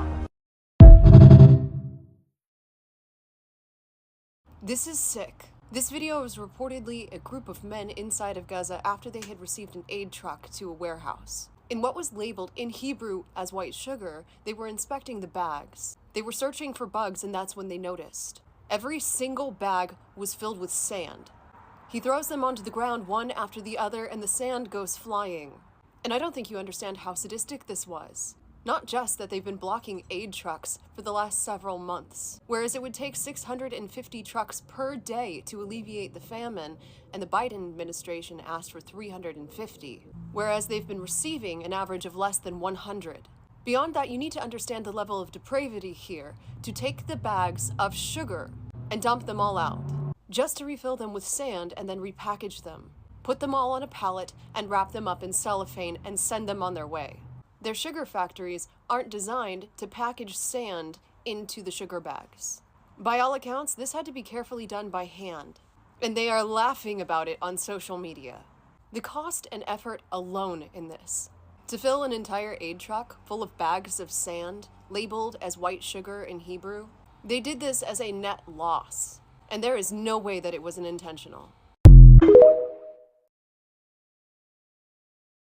On this episode of history that is not talked about enough, we're going to talk about Native American boarding schools and the fact that the US and Canadian governments supported these schools and also created funding for them, with the motto being, "Kill the Indian, save the man." The express purpose of these schools was the cultural genocide of the Native American peoples. And by 1926, nearly 83% of Indian school-aged children were attending these boarding schools. I'm sure they went willingly, right? No, you see, most of these Native Americans were living on reservations that they were forced to live on, which means they needed government resources. Government would not give them these resources if their children remained with their parents. So the children were sent through threats, withholding of resources like food, and direct kidnapping. Yes, kidnapping. Many parents who refused were literally thrown into jail. All this to civilize the Native American people. Well, how are these civilized schools run? Well, as I said, the purpose was the cultural genocide of the Native American people. They were not allowed to speak their native language. They were banned from acting in any way that might be seen to represent traditional or cultural practices. They were stripped of traditional clothing, their hair was cut, their personal belongings taken, and their behaviors reflective of their native culture were essentially just done away with. They were beaten and starved until they complied. Children. Literal children. I wish that was the worst of it, because many of these schools were directly tied to the church. So what were people's experiences? Oh, 𝓂�🆃 Vargas was 8 when she was forced to go to the St. Mary's mission. Oh, and what would happen to her and the other girls? Yeah, they were assaulted. Yeah, it's haunted her entire life. Jay went to a boarding school when he was 11, and what happened to him? He was raped. Then he was told if he told anybody, he would go to hell. Geraldine was one of 9 sisters who said they were assaulted and abused by these priests. When she was 16, she was repeatedly raped in the church basement and then forced to undergo an abortion. She also states that she has never gotten over the abuse. Not only were they culturally raped, but they were literally raped. The most disgusting thing about it is this was a common occurrence. This was not an outlier. There's a recent report that was just published. It was all to take them from this to this. Civilized, right? Well, by the way, with every report, they're finding more and more burial sites at these schools where children were buried, never to be heard of again because, well, something happened. If you want to be sick to your stomach, you can go read about how many of these young women had abortions because of what was happening to them. But thank heavens for the policies to civilize these peoples. Where would they be without them? I just want to mention these native peoples are still here today. And this shows you why an oral history and tradition is so important. Because paper histories can be changed. Paper histories can be destroyed. They can be fabricated. But oral traditions and histories are woven into your heart. There is wisdom in that. Both have their benefits. We are so lucky because the time will come where these traditions and teachings will become more known and widespread. And healing will come from that. Because what you can see from experiences like this, it was not civilized. Society is not okay, and we're still not okay. Look at what's going on. Look at how we treat each other, how we treat the earth. Next time you're wondering why you don't hear more about Native American cultures, just remember it was systemically attacked, literally purged from their children, or attempted to, because you gotta kill the Indian to save the man. It's just, it's insane. You know why it's so hard to resist Black Friday even if you know it's toxic? Deals are inflated, only contributing to enriching this bozo, it's destroying the planet, and you know it's not even making you happy. You're still doing it because Black Friday is designed to replicate a religious ritual. Sacred spaces, malls or websites, pilgrimage, you're waiting in line, promise of salvation, life is gonna be better when you buy this. So there is an ancient legend. Colonizers arrived to America. The natives wanted to protect and hide their sacred plants, but it was already too late. So the tobacco plant told them, don't worry, if they find me, I'll make sure to kill them. Sadly, that is exactly what's happening. Whole success and self-worth is about what you buy. Shopping is even promoted as some kind of patriotic duty. If consumption just drops by 25%, the whole financial system can collapse. On Black Friday, people are so blinded by discounts. They're completely distanced from the source of what they buy. Those underpaid workers in the global south, they become invisible. If you want a good deal, you can get that all year long. Second-hand, thrift shops, resale apps. But if you want to fill that emotional void, remember the community that actually needs you this Black Friday. Happy Thanksgiving, America. I'm Donna, and I'm here with my friends to tell you the real history behind this holiday. Growing up, I knew that what they told you in school about Thanksgiving wasn't true. That's not the true story. The true story behind Thanksgiving was, after every killing of a whole village, these European settlers celebrated it, and they called it Thanksgiving. But it wasn't until Abraham Lincoln became president that it became an official holiday. He ordered 38 Dakota men to be hung for war crimes after the sacred holiday Christmas. We take this time to remember our elders who lost their lives due to what really happened. Usually my mom makes a Native American dish for us and we pray. Growing up, I would be kind of annoyed that they didn't know what actually happened on Thanksgiving and that they're actually celebrating the deaths of many people and many tribes that were lost. Whether it's to give thanks or to be with your family, you should learn how the holiday was established in the first place. I'm thankful for being born indigenous to this continent. I'm thankful that I still have my culture. I'm thankful that my elders kept our culture alive all these years. I'm thankful to be indigenous, resilient, and alive. I'm thankful for us all to be able to stand together, stand strong, and stand as one. My background is over 20 years in security. I served in the Israel government 20 years, 7 years captain Special Elite Forces IDF, and another 15 years in the Secret Service.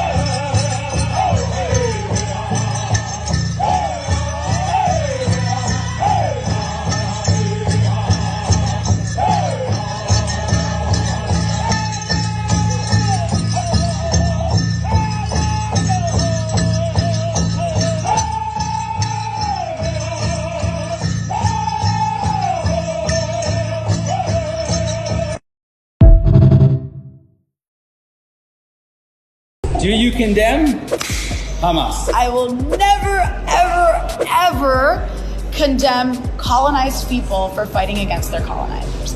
This is the rapid-fire Zionist game. What would you have done if you were Israel after October 7th? I wouldn't have killed over 40,000 people. I wouldn't rape people as punishment. I wouldn't make life in Gaza so horrific that women have to have C-sections without anesthesia. I wouldn't starve premature babies to death. I wouldn't destroy every building and every house full of families. Does Israel have a right to retaliate? So you could call October 7th retaliation. Does Israel have a right to defend itself? Israel does not have a right to defend itself against people that it is occupying, actually, under international law. But don't you think Israel is the only democracy in the Middle East? Israel is not a democracy. Israel is a country where one group of people rules over millions of other people who have no rights. That is not a democracy, that's an apartheid state. But 20% of the population are Arab.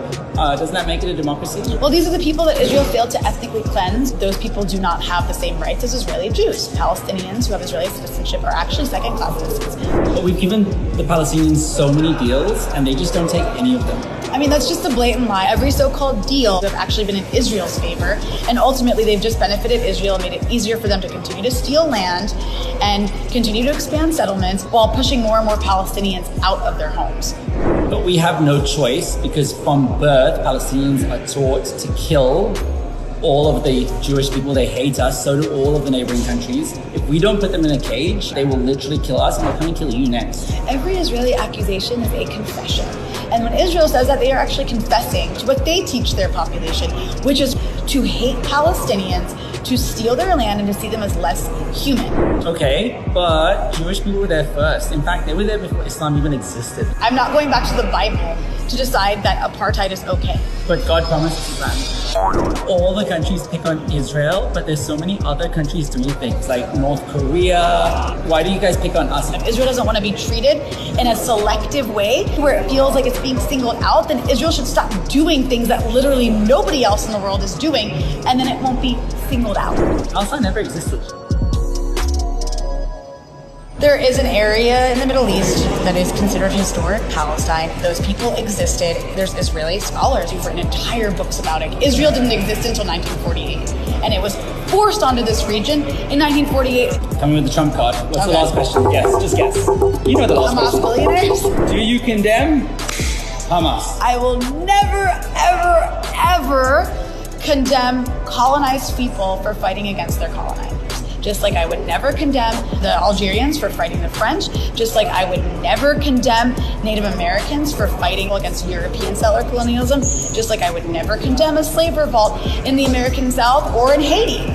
I will never condemn colonized people for fighting for their existence. I really want us to educate our community on how to deal with these questions. That was fun. That was fun. Thank you so much.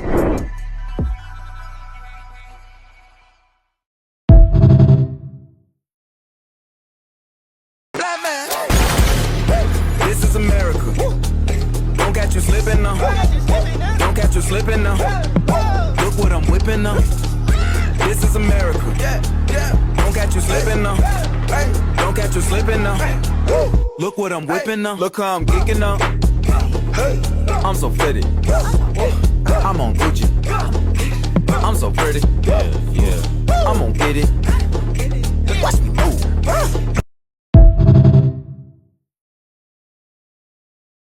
This is Bissam from Gaza. The genocide is still ongoing. Winter is already here. We are facing a starvation, a real famine in the south of Gaza Strip. One piece of bread this size is for $1. It doesn't even taste good, you know? It tastes really bad and old because of the old flour used to make the bread. So this is my breakfast for today. This is a canned bulgur. I have it since May 2024. And this is the only fresh thing, which is dill, because people are planting dill in front of their tents, beside them, so they cannot destroy the greens, basically. And I have only 2 meals a day. This is the first one, my breakfast, because of the lack of food. That's it. Yani it tastes good, okay, better than the very extremely expensive bad flour bread. So yeah, صحة, alhamdulillah. So it's not a complex issue. That's the big thing. It's super simple. There's one group that has enormous power. It's the most powerful country in the Middle East. It's backed by the United States. It acts on another population of people with total impunity and is never held accountable for anything.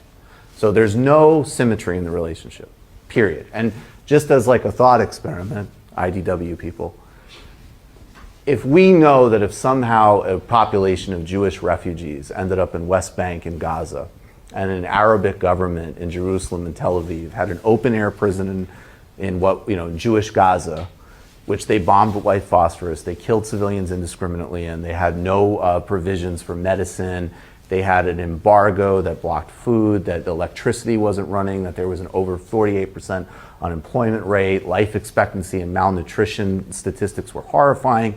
One of the major policymakers in this hypothetical Arabic Palestinian state said, we need to put those Jews on a diet.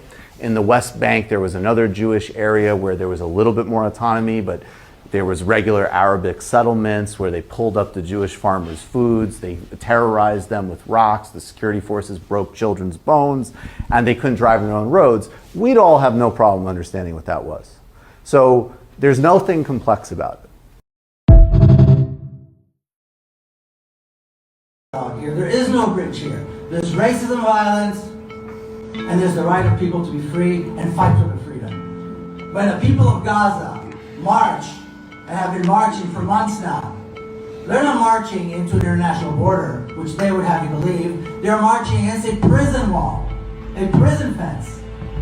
Their lands, their home, their rights are on the other side. I grew up in a very patriotic Israeli household. The president of the state of Israel, a signer of the Declaration of Independence, and a father who was a general. In my case, it was the death of my 13-year-old niece in a suicide attack in Jerusalem. And that forced me into a journey into Palestine. You cannot live the life of a privileged white person, settler colonizer, in a country, take away their rights, deny them their water, their land, and their freedom, and their life, and expect to sit around with no consequences. Resistance to occupation, to settler colonialism, to oppression is sanctified by international law, even with the use of arms. Nobody wants to see the civilians die, so Israel can stop bombing and murdering civilians. And it's very easy to throw this notion of destroying Israel. What does that mean? It means destroying the privilege. It was Israel that established a reality where today, all of Palestine, or like I said, as some may call it Israel, from the river to the sea, is one state. In 1948, the western part of Jerusalem was subjected to a 100% campaign of ethnic cleansing. Not a single Palestinian family was allowed to remain. Not one. Now, to say that there is any sense of coexistence in Jerusalem, which is one of the most racist cities in the world. I grew up in Jerusalem. I went to school in Jerusalem. We never saw a Palestinian. We never met a Palestinian. Open the gates, free Palestine, allow the refugees to return to their homes, and everybody can live together in peace. But you don't want that. Zionists are racist, and that is exactly what I said when we started here.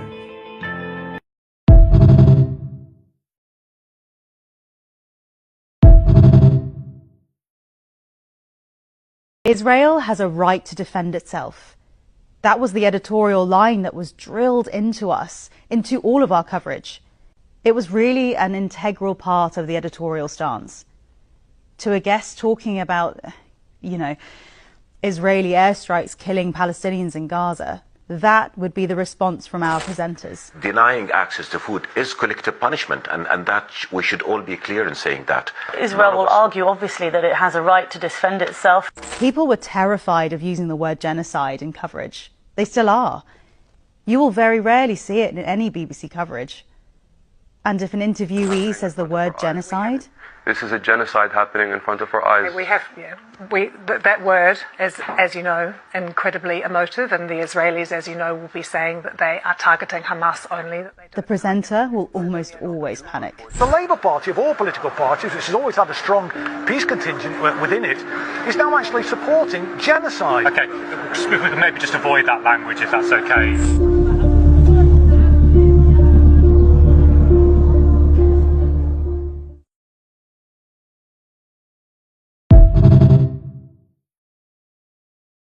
Sorry, how did we get to a place where people think getting rich and buying a yacht is freeing yourself from the Matrix? Like, did these people ever watch The Matrix? What happens in The Matrix, right? People work together in order to overthrow an oppressive system. Together, right? Not individual wealth and power, cooperation. Freeing yourself from the Matrix is not about becoming wealthy and powerful within the confines of the Matrix. That's what this guy does, right? He focuses on his own wealth, his own power, his own comfort, his own pleasure. He tricks other people, sells them out, betrays them to the Matrix in order to get an elevated position for himself within the Matrix. This is your chosen one, right? This is the pyramid scheme, convince other people to obey so you can have yachts and prostitutes. chosen one character. This guy reminds people that the Matrix isn't real, that your belief in the Matrix is what makes it real. Your compliance gives it power, that we are the batteries that fuel the system that keeps us imprisoned.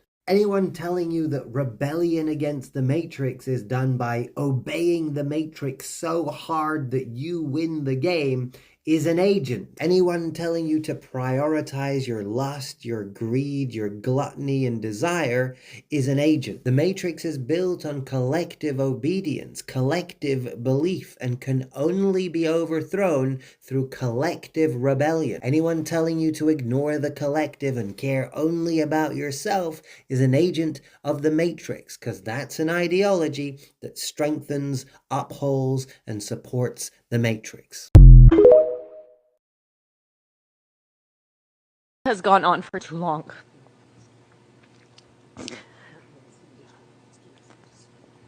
I want the whole world to know that I'm a human being. At the end, I am not pen on paper.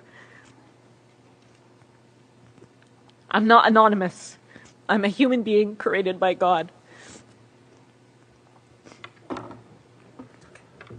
Thanks. He then asks a question that I'm going to pose to you. Why aren't Palestinians the ones speaking for our cause? Why are we not there and able to speak? The Palestinian people, the people in Gaza. Why not me? Why not my neighbor? Why not my colleague? Our Palestinian colleagues are not here today because the systems we currently exist in don't recognize the value of Palestinian life. I'm going to end by some reflections from myself and my colleagues who recently came back from Gaza. I'm speaking to you today both as a member of civil society and as a healthcare worker who has witnessed firsthand the death and destruction inflicted upon the Palestinian people. We spent the last 14 months watching as the most live-streamed and documented genocide in history has been met with silence, widespread propaganda campaigns justifying the unjustifiable, silencing and discrediting those who have attempted to expose it. The eyewitnesses that have made it out alive consistently reported crimes that in any other context would have led to sanctions. But here, after 14 months of the most grave breaches of humanitarian law, gross violations of human rights, barbaric war crimes, it is met with impotence by individuals, countries, and the very institution represented by this building. One day, someone will dig up the records of our testimonies, pleading for 14 months. They will dig up the records of Palestinians covering their own genocide when international journalists were unprecedentedly banned from entering. Palestinian children setting up press conferences to tell the world that their lives mattered. We will have to reckon with that history. The precedent that's been set in Gaza, as some of my colleagues here have mentioned earlier, it's going to spread everywhere throughout the world. It signals the demise of rule of law. We've already seen it spread to Lebanon. And as one volunteer surgeon said, when I was in Gaza, I felt like it was a prelude to the end of humanity. If solidarity with your fellow humans is not enough of a reason to act, think about how this is going to spill over. This should be frightening for everyone. I recognize that the words I shared with you today are heavy. But these words pale in comparison to the reality experienced by Palestinians for over 400 days and 76 years before that. Palestinians don't need our pity. They don't need our praise. They need our meaningful and truthful solidarity. And there is no time for despair. In the 24 hours that I'm going to spend in this city, at least 60 children in Gaza will be injured or killed. I recognize that many of you here, by virtue of being here today, are already convinced of the need to act. It takes courage to fight a corrupted system, a system that gives disproportionate to countries with terrible records of global violence. Today, as all of us sit here in the comfort of safety, Dr. Hussam Abu Safiya is in Kamal Adwan Hospital, just discharged from the intensive care unit after he was injured by an Israeli strike. His son was killed not long ago. His 2 daughters are injured. And yet he continues steadfastly to provide care for his patients. He said a few days ago, we will continue to provide this service at any cost to ourselves. The courage and action by Palestinian healthcare workers in the face of this genocide presents an exemplary model for all of us.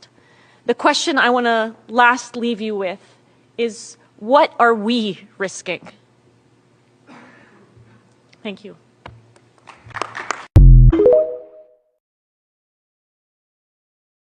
Israeli forces have already violated the ceasefire in Lebanon.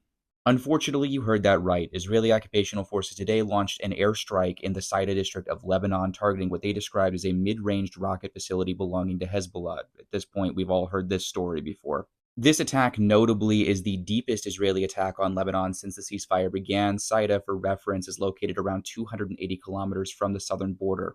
That only being one of many problems that have resulted from the actions of Israeli occupational forces. On Thursday, they reinforced a curfew telling Lebanese citizens not to travel or move south of the Litani River between 5 p.m. and 7 a.m., saying those already in the south must stay in place and follow safety instructions. And in fact, the strike in the Saida district came after Israeli occupational forces carried out several artillery and bombing attacks on the south of Lebanon itself, with Israeli occupational forces opening fire on a group of Lebanese journalists in southern Lebanon and attacking displaced residents in other towns only a day earlier.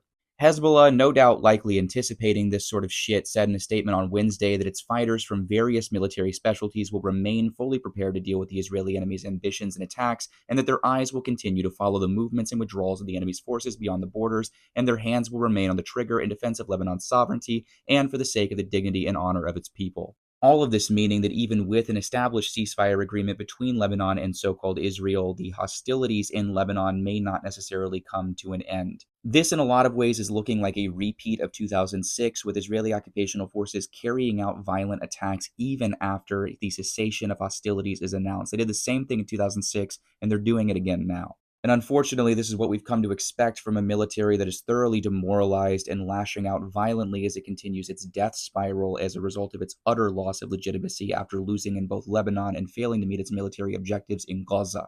And unfortunately, those who are going to be harmed the most by these Israeli attacks are going to be those who are simply trying to return home.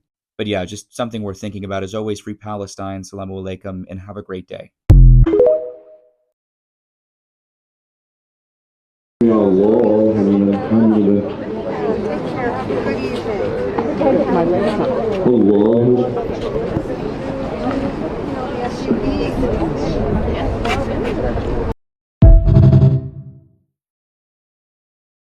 The impacts of settler colonialism from Turtle Island to Palestine must be acknowledged as the root causes of poor health and social outcomes for indigenous peoples here on the land in which we occupy, and in Palestine, recognizing the ongoing Nakba, or the catastrophe that began in 1948 as a structure and process of genocide. We will be speaking about how Israeli genocidal colonial violence continues to cause unimaginable catastrophic conditions in Gaza, and how Canada must end its complicity in this ongoing genocide of the Palestinian people in Gaza. As Canadian healthcare workers who returned from Gaza after bearing witness to genocide, we formed a grassroots group, Eyewitness Gaza, to share eyewitness testimony in hopes this would help end the genocide. We wrote to Prime Minister Justin Trudeau, Deputy Prime Minister Chrystia Freeland, and Minister of Foreign Affairs Melanie Joly as a group of 19 healthcare workers who have served in Gaza this past year. It has been nearly 4 months since we wrote our letter, which still has not received any reply whatsoever. This is ongoing complicity in genocide by this Canadian government. This is ongoing support and active involvement in genocide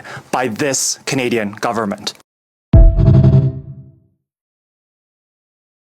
I have another argument that I didn't have the chance to make, because you asked me, what did I have the right to do? In line with international law, Israel had to do what they have not done in 57 years. And what the International Court of Justice has reminded all member states as of July this year, Israel needs to withdraw the occupation in whole or in part, because the occupation has caused the conditions for violence to fester in the occupied Palestinian territory. And the court has been very specific, has said that Israel needs to withdraw the troops, dismantle the settlements, which are war crimes, and including the control over the resources, the natural resources. Israel has continued to expand in the occupied territory, and it continues to do that even now as it commits a genocide. I do think the expansion of settlements on the West Bank, I do think that is probably a war crime. It's a key, but this is It's outrageous. it's key to understand, because Israel, the whole purpose of advancing the occupation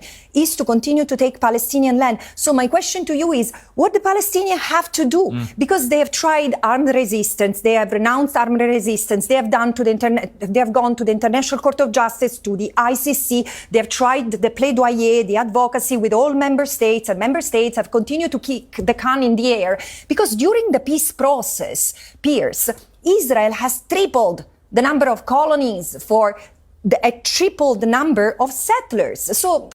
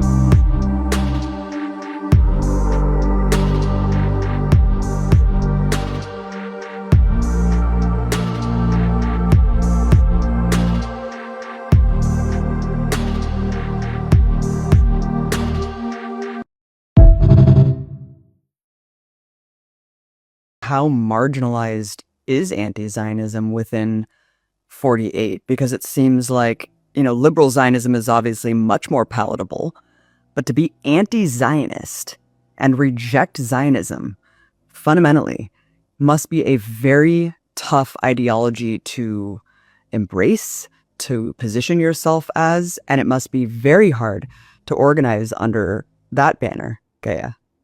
You're alone most of your time with your thought, or maybe physically, because you can't find other people that think like you, and you don't want to be friends with Zionists, because all of the Zionist friends that you made along the years turned out to be genocidal, and so you're alone. It's a very lonely position here to be anti-Zionists.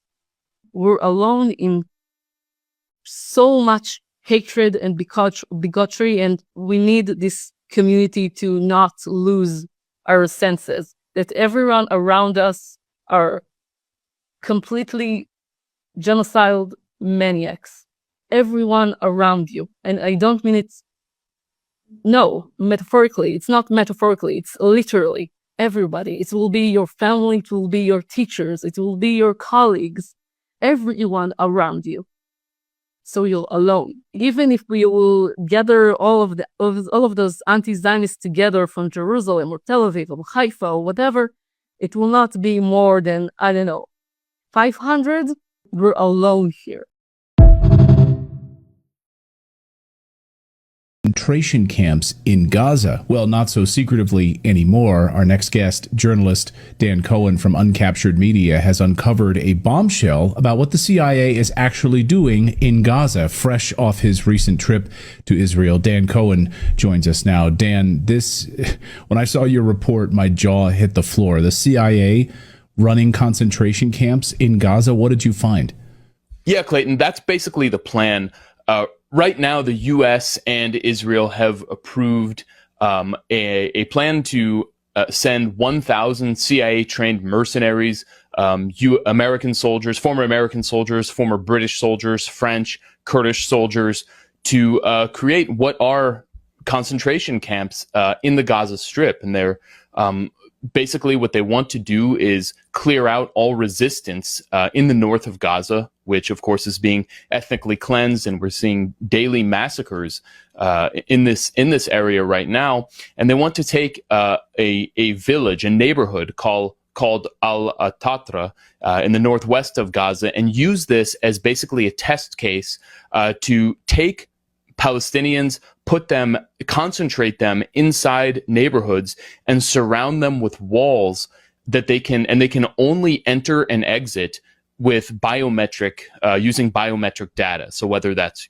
fingerprints or their eyes, their pupils, their retinas, who knows what it might be. They don't specify, but this is a very modern, technologically sophisticated version of the same kind of concentration camps that what was in Vietnam the U.S. used. They called the Strategic Hamlet Program, or was used in Iraq and Afghanistan, where they called it gated communities, was the nice flowery term they used. And so they want to roll this program out. It's been approved by Jake Sullivan, the White House National Security Advisor, who is basically running the foreign policy of the United States, because obviously Joe Biden isn't and Kamala Harris isn't. So this unelected bureaucrat, this war hawk who famously said Al-Qaeda is on our side in Syria to Hillary Clinton, is now running our foreign policy and has approved this. So it's being done through a private company run by an Israeli-American businessman named Moti Kahana. His company, he calls the Uber for war zones. So privatized version. So they can send these mercenaries to basically surround these walled off ghettos, and people living inside can only get humanitarian aid if they submit their biometric data and they're approved. The others who don't will not receive any aid, meaning food, water, medicine, anything like that, and presumably those ones will be killed.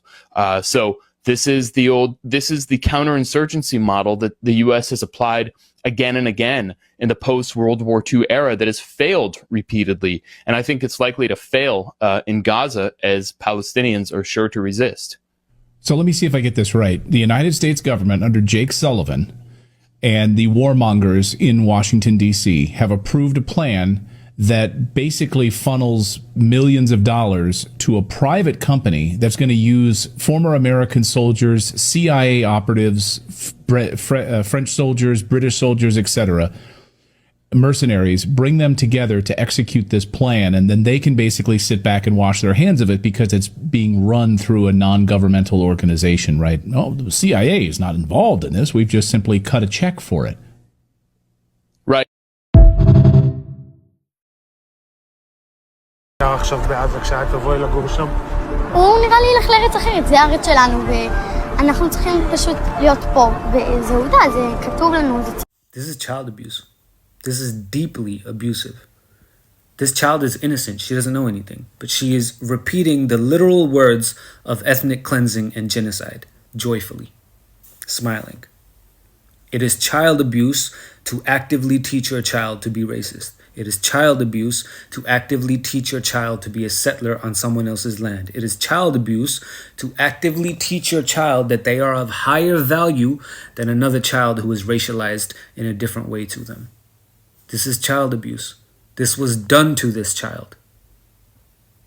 And for all of the accusations and Zionist talking points about human shields and child soldiers and all of this stuff that has been disproven year after year and report after report, the Israeli government and Israeli society systematically grooms the large majority of its child population in extremism and militarism. Year after year, since before the establishment of the State of Israel, every child that comes to age in Israel, particularly every Jewish child that comes to age in Israel, comes to age with the legal requirement hanging over their heads that they have to become killers. It is a society of grooming children into a death machine, and it is a society of profound, widespread child abuse. It's so deeply disgusting to do this to a child.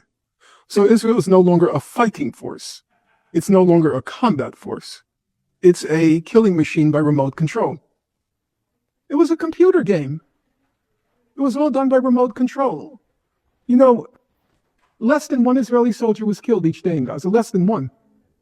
Because they're not going anywhere near a resistance force. They obliterate, they pulverize everything within distance of them, within any distance of them, before they're going to go in. That's one of the reasons all this talk about how many Hamas militants were killed. They say, 20,000.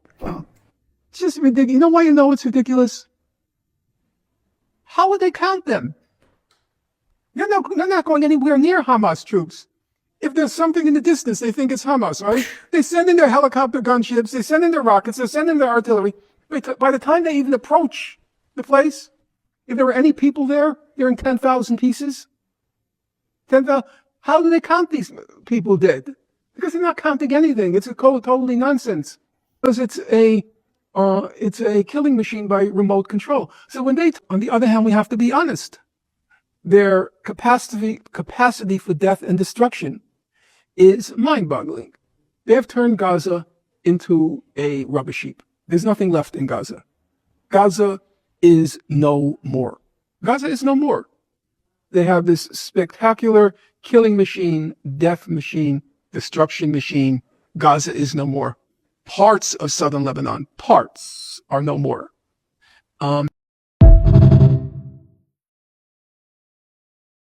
Wide tip, everybody. Welcome here to our tiny house warrior village and our blockade. When you come up to our road, you're going to see the signs that we have for the people that are coming to visit. And this behind me is the remnants of what used to be the Trans Mountain Man Camp, where they housed 550 pipeline workers right here. And this is the exact location of a violent altercation that happened when Trans Mountain pipeline workers attacked my sister, Mayuk Manuel. And she's the one that's charged. And she was found guilty of all these charges that stemmed from an incident here where she got attacked.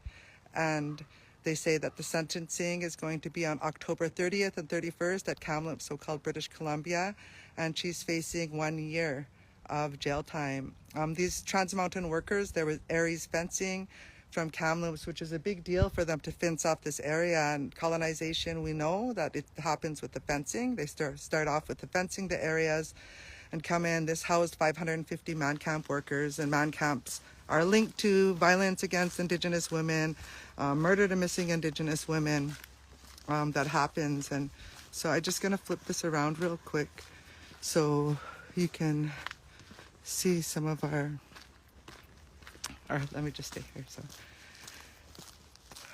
we had a lot of volunteer builders. They're all actually volunteer builders that helped to build all of our houses here. This one is insulated, it has a wood stove in it. This is where one of the artists are going to be staying. Pictures of paintings of the warriors in the Oka standoff crisis, land back struggle that happened there. And we have our dog, Bear, who's doing guard duty. We have the story, the porcupine story of the Secwepemc Nation, still getting worked on too. So just so you can see a little bit in the tiny house. Still real, like, it's really warm in here. We got a fire going. There's a fire going. We got constant hot water for tea on the stove and some medicine boiling. But yeah, this is one of the houses. It's actually really, really warm in here right now. But this is our land back fight. And this is one of my favorite. We had a Haudenosaunee young person that came in and painted this one on the tiny house. And we had Brandon Gabriel. He's the one that led this painting of the killer whale on this tiny house. Right here. So really beautiful tiny houses here.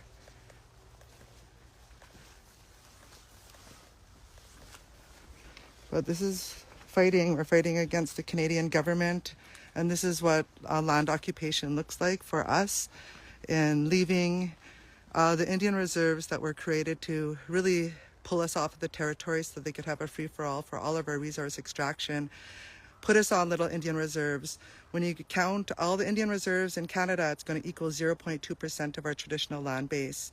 So we don't even have 1% of our traditional land base. You know who's going to be rich, you know who's going to be poor. You don't have to be a top economist to figure that out. So in our strategy to fight, We know that we need to be out on our territory. We need to exclusively use and occupy our lands and assert our own jurisdiction and territorial authority to the land by being out here. They want us on the Indian reserves. We say, fuck you, Canada. We're going out onto our territory and we're taking our land back. And we've been here for 6 years. And so for anyone out there, just do it. They ask, how do you do it? Just do it. For you first start out with tents, you realize, oh shit, winter's coming. It was some women in Portland, Oregon that came out and built me and my 4 children a tiny house at the Standing Rock Dapple fight. And that was the first time I saw a house go up in 4 days with a wood stove, insulated, everything. And so in my mind, I always knew this is the way we're gonna fight. We're gonna fight with tiny houses on wheels, and we could actually pull them wherever we want on our territory.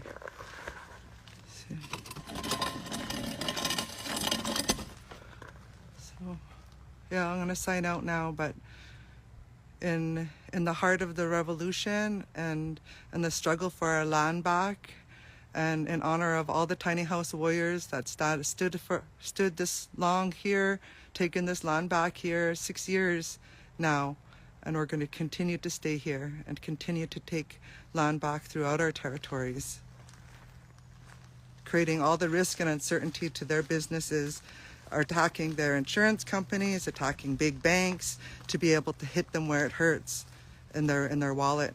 So revolutionary salute to all the warriors out there holding it down, from our blockade here at Tiny House Warriors to your homelands. Let's unite, let's stand strong and continue to fight against Canada and the States and all of these imperialist countries. Free them all, free Palestine, land back.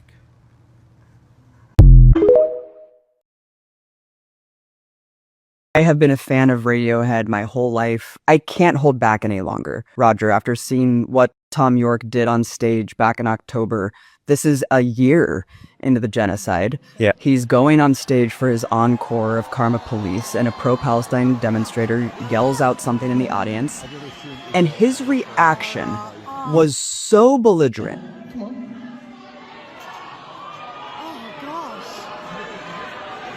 Okay, you do. See you later then. Would you ever do something like that? And what was your response to that?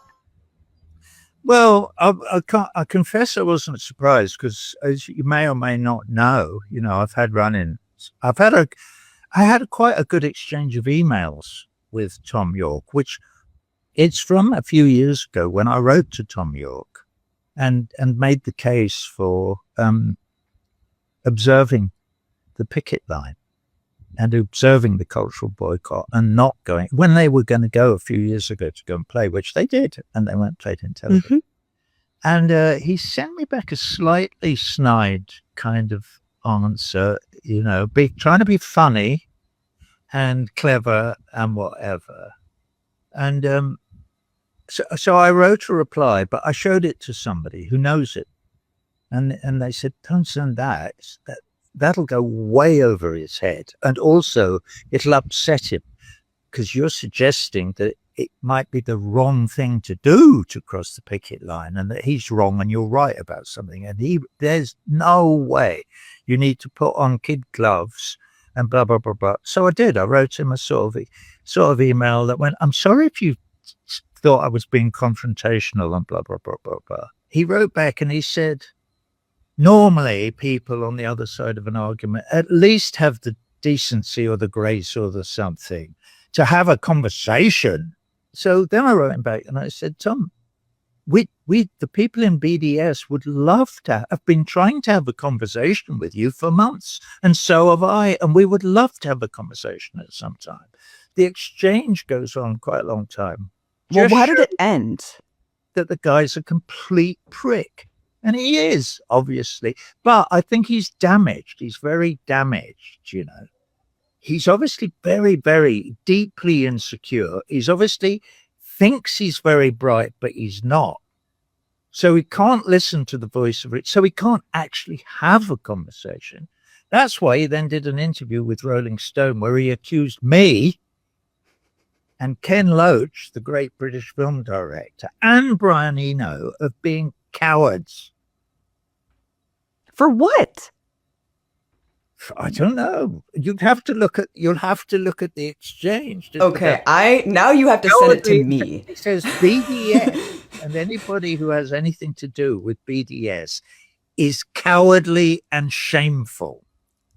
Oh, okay. See, this is amazing. I love when people twist and invert reality, because Johnny Greenwood, he's married to an Israeli artist. Yeah. Johnny Greenwood performed in Tel Aviv this year. You mentioned 2016 Radiohead performed. Johnny Greenwood issued this frankly bizarre statement back in June where he said it's unprogressive actually to support BDS, to actually urge artists to not work with each other. That's very unprogressive, Roger. And so silencing Israeli artists for being born Jewish in Israel doesn't seem like a way to reach an understanding between the two sides of this apparently endless conflict.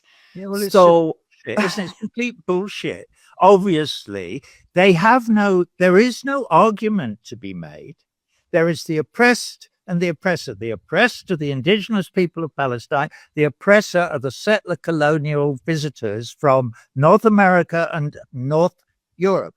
The oppressors are murdering all the oppressed people so they can steal their furniture and their houses and their olive trees and their hills and their streams and their water and their land and their birthright. There is nothing difficult to understand. It is not a conflict.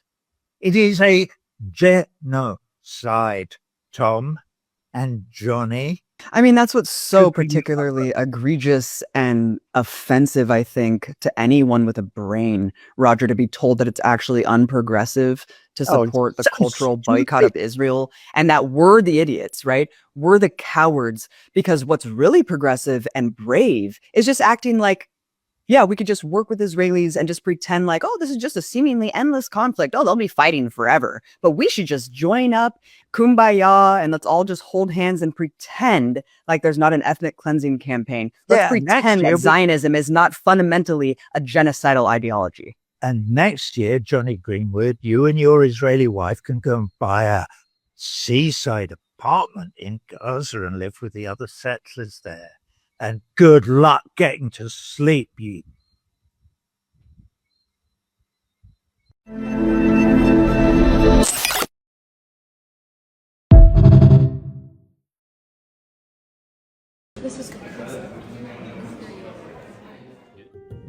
What is your final message to an exhausted advocate fighting for a liberated Palestine? I think keep going. If you're exhausted, the children of Gaza are not exhausted.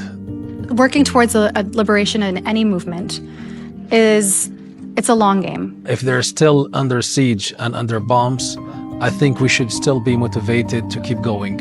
Everyone's voice really counts. Every small step you take, every small action makes a very big difference. So give yourself credit for being part of that large movement, and also recognize that it's not going to happen overnight. On the top of that, we have a clear promise from Allah in the Quran, and that promise is going to be fulfilled. Every small step counts, and it does make a difference at the end. It's millions of other people that take that step, that educate themselves, that work towards liberation too. So you're all together, and imagine that it's like mountains of people that are fighting against these multiple monsters at the same time. And that'll take time. It'll take time to win in the end.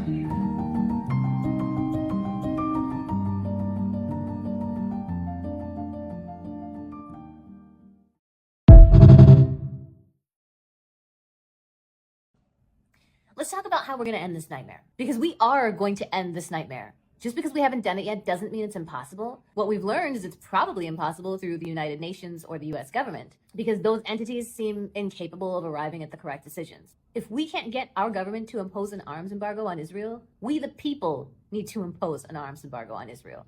People in places like Ireland, England, Italy, and Australia, and even here in the US, have successfully blocked weapons shipments to Israel. This is blocked. Everything is stopped. Nothing going in. Nothing going out. We're calling stop arming Israel, to evict Zim shipping from the Port of Melbourne and any other ship, container, ship or corporation funding and supplying Israel. We need an arms embargo now. We need all trade with Israel to stop. We need sanctions. We need diplomats kicked out. There's a fucking genocide going on. Somebody make it stop.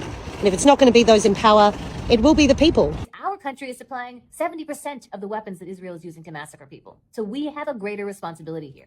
Now, I know people are going to say things like, we don't know how to do that, or we don't have enough people to do that. Well, we need to start learning and organizing and recruiting more people. And one way of learning more is at the Code Pink meeting tonight at 7 p.m. Eastern. They are having a meeting about a Boeing manufacturer in Missouri. This manufacturer has been contracted by the government to create more JDAMs because we've been sending so many JDAMs to Israel that we are now running low on our supplies.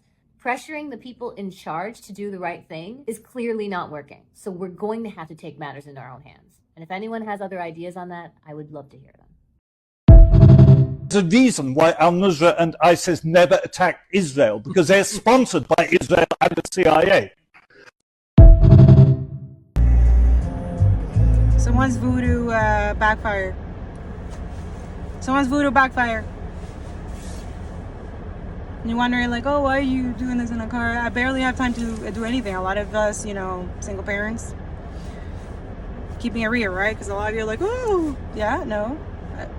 YouTube doesn't sustain. All of that doesn't sustain. Most of us have 3 to 4 jobs. Plus kids. Plus, you know, trying to live a life or trying to do things outside of the, you know, to help other people. Volunteer work. Heard of that? Yeah. So, but also it's a lot. Like a lot. And that's the point. They're trying to distract you, trying to, you know, attack your finances. Someone's attacking your love life finances. It's like trying to make you look like bad. And this person like trying to do like a swap. That backfire. A lot of you stand in the sun. I know it's cold and it's like snowy and stuff, but a couple minutes on the sun, yeah, familiar energy, you will just get back that energy back, whatever is trying to be stolen. Whoever did this stuff, they're really mad. Especially if they're watching this, if they're watching tarot or religious people or, I don't know, spiritual, like, intuitive, whatever, fake ass energy, I don't know. Some of them are good, like some of them are really good, especially if they're doing the decolonization work, okay? Like, or they don't like to expose it too much because they have a lot to lose or something like that. Like, everybody has something to sacrifice at the end of the day. But anyways, we'll continue growing. We just have to be smart about it, okay? Read those revolutionary books, okay? Malcolm X, go study Martin Luther King, Hampton recently. The December 4th was the celebration of his death, and his energy is so strong on that day. Yeah, because it was an injustice. He was killed, like, literally in his bed. Like, his own best friend betrayed him. So a lot of you, that is how narcissists work. Like, they will give their friendship up for money. A Judah, like Damson, yeah, Brandon Thompson had a Judah. He was an informant from the CIA. And this guy was changing a lot of things. Yeah, that's why these people do. So a lot of you just work smart. A lot of you, I get it. You're working smart, you know. That's good. So, these are the other videos. All right. Let's tap in. Take what resonates, leave what doesn't. Typing in, yeah, whatever thing is being hidden or blocked to try to end or something like that is being exposed. Okay. A lot of you, the exposure also is like the axis within. Like, they're trying to like block or kill like whoever goes within, like, you know. Uprise the Hermit is a very good energy to go within, get the answers within. Like, they want to block that. There could be some animal sacrifice and yeah, or they want to end like whoever giving messages. Yeah, see, that literally came out. As always, karmic energy, doing rituals. Could be a lamb or a goat or something like that. Someone's doing that. Yeah, because you're very balanced.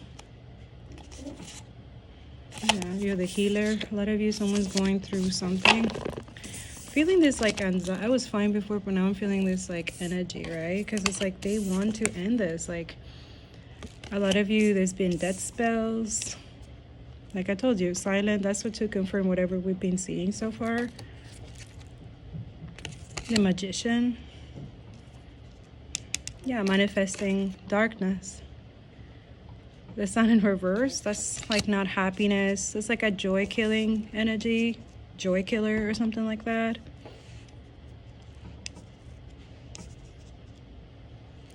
But I feel like they're manifesting that for themselves. Like whatever they want to end, whatever karmic energy, whatever they obsess with whoever, because this was in reverse. There's an energy obsession with this one.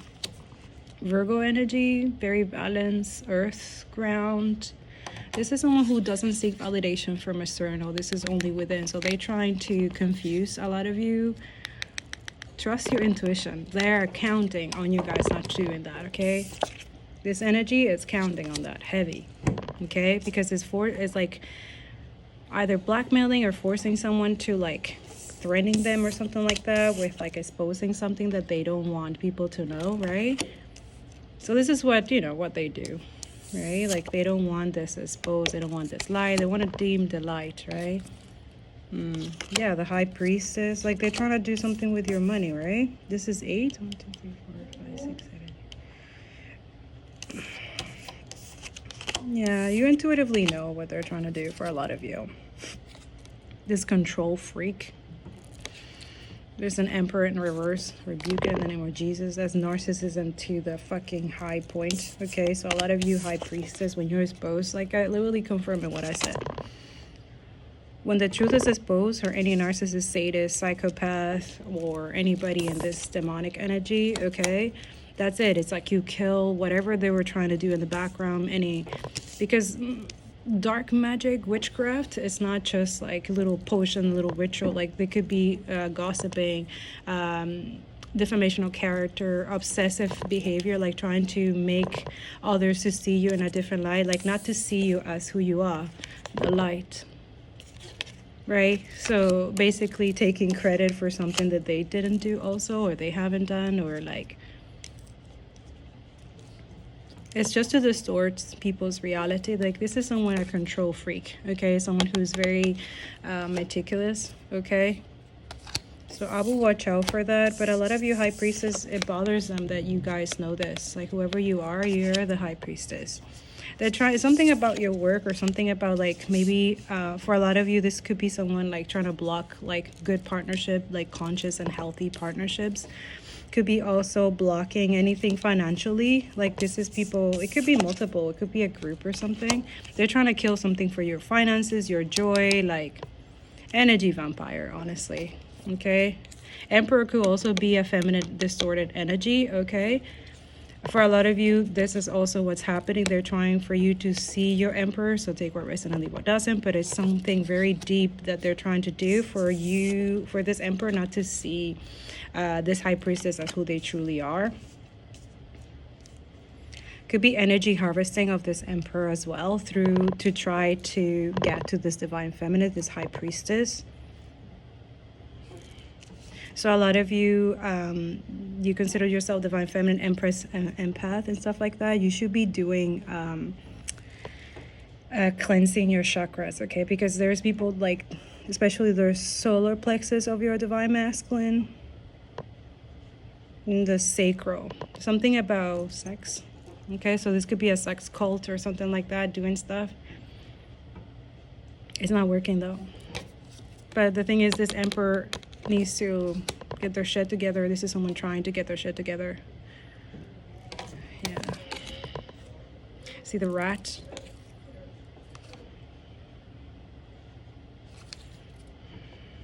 Damn, this is a 4 of Cups. Yeah, like a lot of you, they want you to reject, or you should be rejecting an Emperor if it's not healed, if they haven't done the work yet.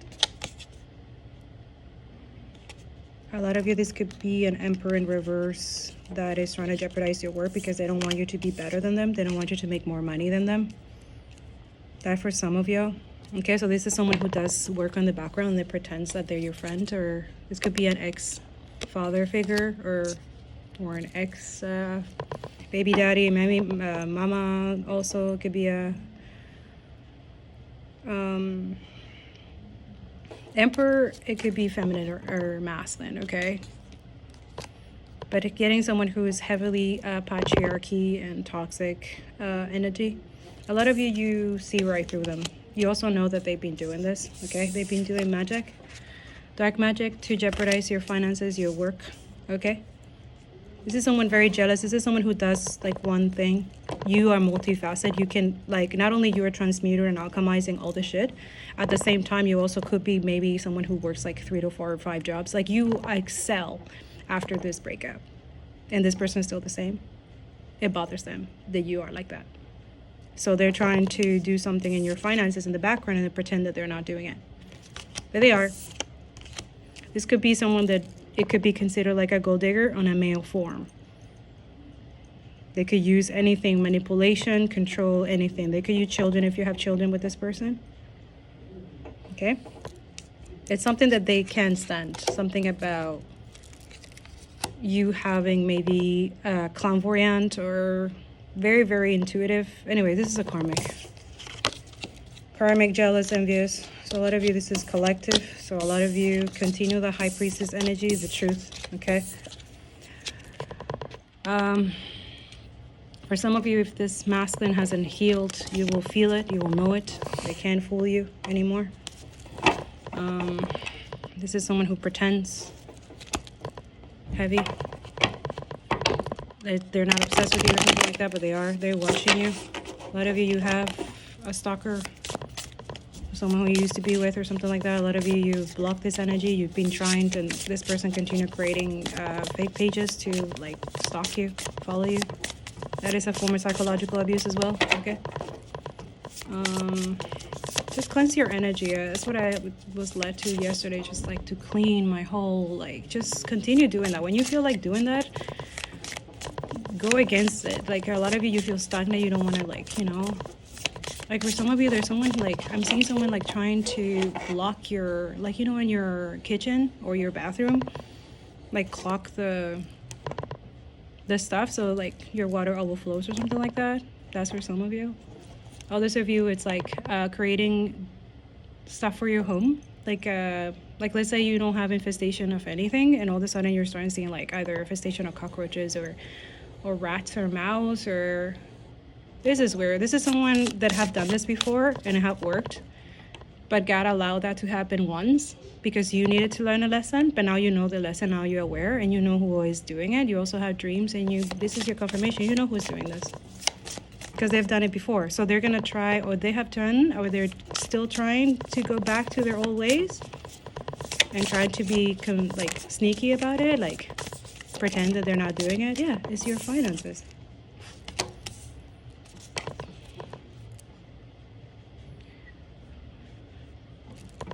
Yeah, they're gonna reap what they sow. This is someone who watches you. This is the page. Yeah. They're trying to confuse you, keep you stuck, okay? Or this could be someone doing that to someone. Mother of Wands. Yeah, but the good news, this is it. It's like they're gonna experience all of that. Damn. 1, 2, 3, 4, 5, 6. Yeah, all that anxiety and stuff like that it's not gonna work. Yeah, the world in reverse. It's something that you're doing online or something that you're exposing. Like they don't want the cycle to end.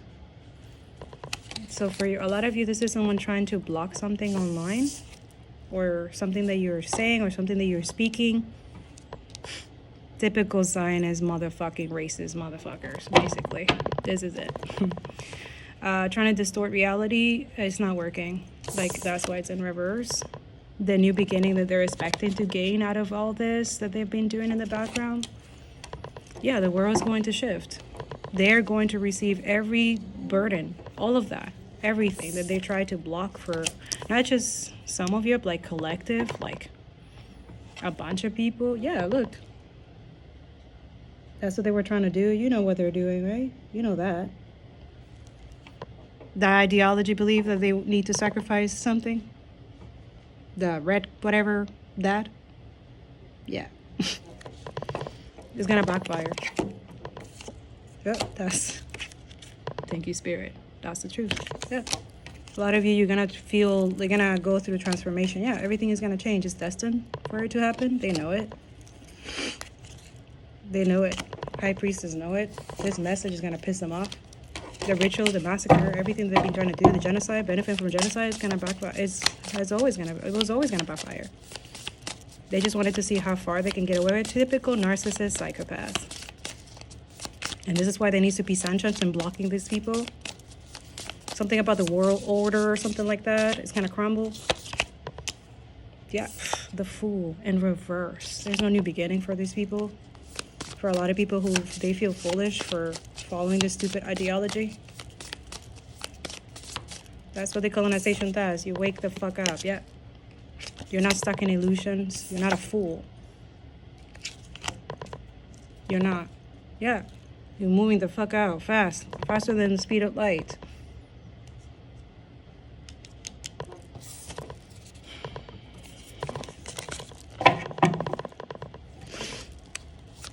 All right, Father God, what do they need to know about this? I feel guided to take it. Again, now the Emperor, now everything is up right now. As soon as this revelation, awareness, education, empathy gets back into all these people who are being trapped in an illusion, right? What goes around comes around. So there's that energy. So someone is learning here by the truth, okay, being exposed. This Emperor, yeah, someone true divine masculine, they know what's up. They know that you're the light. They know that you're speaking the truth. So this is someone who could have like betrayed you. Oof, lots of forgiveness here. This is someone who joined the cult or the karmic veil and went against you, but they were clouded by the same fake ass bullshit propaganda, right? They went against you, but now they regret that. Yeah. Yeah, because they recognize that everything they was meant to do, it was like a ordained or cooperation or collaboration of really dark, diabolical people, you know. Someone's aware. This is the 6 of Wands, recognition. They recognize you. Yeah, a lot of you, you know the truth. Yeah, a lot of you, you're holding the baton. Yeah, this community or corporation or collaboration or whatever they were trying to do, I don't know, I feel like Godfather that made them feel like they were successful for a little bit until everything is crumbling down now. Like they're being exposed. Yeah, that's it. Ace of Wands in reverse. Yeah. There's no new beginnings because the truth is going to be exposed. So a lot of you, someone knows that there's no beginning for maybe like a relationship, a job, or like a collaboration or something like that. Like it's just like a no. Ace of Wands, because the truth is gonna, yeah. A lot of you, that's it. A lot of you, you're like, there's a lot of like people who were in the karmic field and they're like, yeah, no, we're anti-Zionist, anti-capitalist now. Yeah, because our real enemy is not refugees. It's not people who are literally these motherfucking rich ass people who have money to literally spend on bombs and weapons and kill people. They're trying to fool us and think that the people that they're bombing and killing for them to get more money, that they're the bad guys. Don't let them fool you with that. That is the foolish shit that you could ever do to yourself.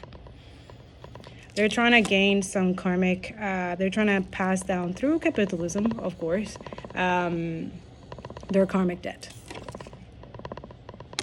Some of them could be, their masculinity is like their libido, right?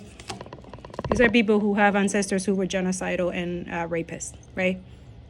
Yeah, a lot of you, this is why you need to decolonize. There's a lot of people who are not even supposed to be having children. That's how karmic they are. Okay? Father God is going to reveal the truth to you all that this, using grape or any type of form of fire or anything sexual to control and manipulate someone. Yeah, and then pretend that you're this emperor, but in the darkness, you know, all those of you, someone, it's not attracted to someone at all. They recognize who you are, they know you're the light, and they really regret this. Okay, this is someone who literally is just not, like for a lot of you, this is a no. Okay, there's no new beginning there because this is someone who is just not. Okay, all this of you, this is someone who could be having some sexual problem because the karmic that they chose could be as Jezebel, right? So this is someone who drains this person. Someone's being drained here. They know it. They know it. But you see, you can always guide the horse, but you can't make the horse drink, right? So this is someone like in pain and heartbreak, feeling really depressed and sad because they chose wrong. They chose the wrong path. They're rejecting someone. They're someone very like, they broke their own heart, I feel, because, I don't know. Why is this here? Yeah, someone very controlling, manipulative. Yeah, someone's talking you. Yeah, in secret. Someone's going within.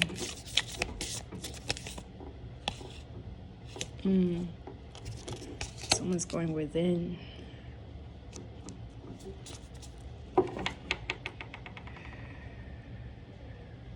Eight of Pentacles. Someone's going within and doing the work. Yeah, someone's doing the work here. After they're separated from this karmic energy, this parasite. I just heard like, it's a parasite, yeah. Yeah, very sneaky and liar. Oh, shit, dude. Seven of Swords. This is someone's very sneaky and a liar. Okay? This is someone who wanted you to be depressed and heartbroken by this new beginning. So someone is blocking a love relationship or something, or blocking you from your Emperor, Divine Masculine, Divine Feminine. It could be an ex, or it could be that masculine's ex, okay?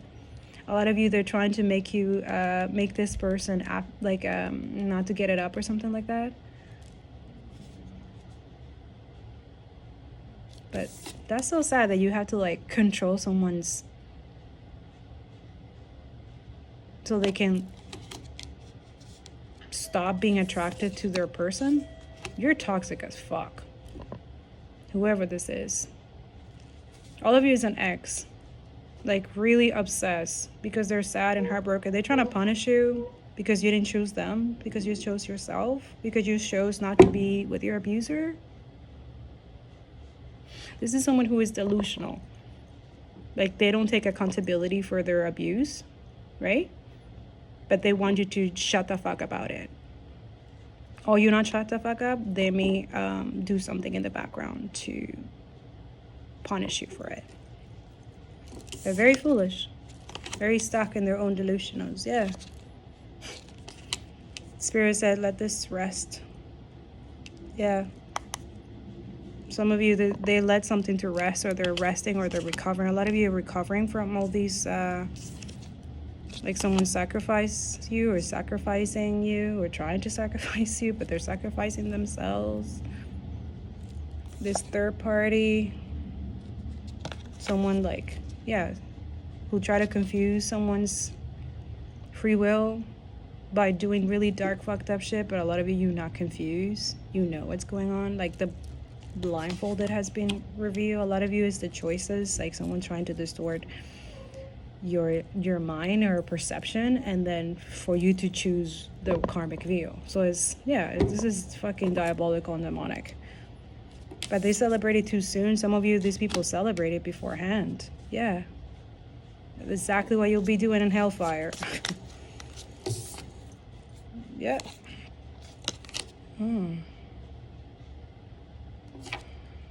Yeah, a lot of like, why is all these fives? Like, people really want to use stagnant, don't believe in love, like, so much conflict, so much, like, for a lot of you, psychic attacks intense, but a lot of you broke that.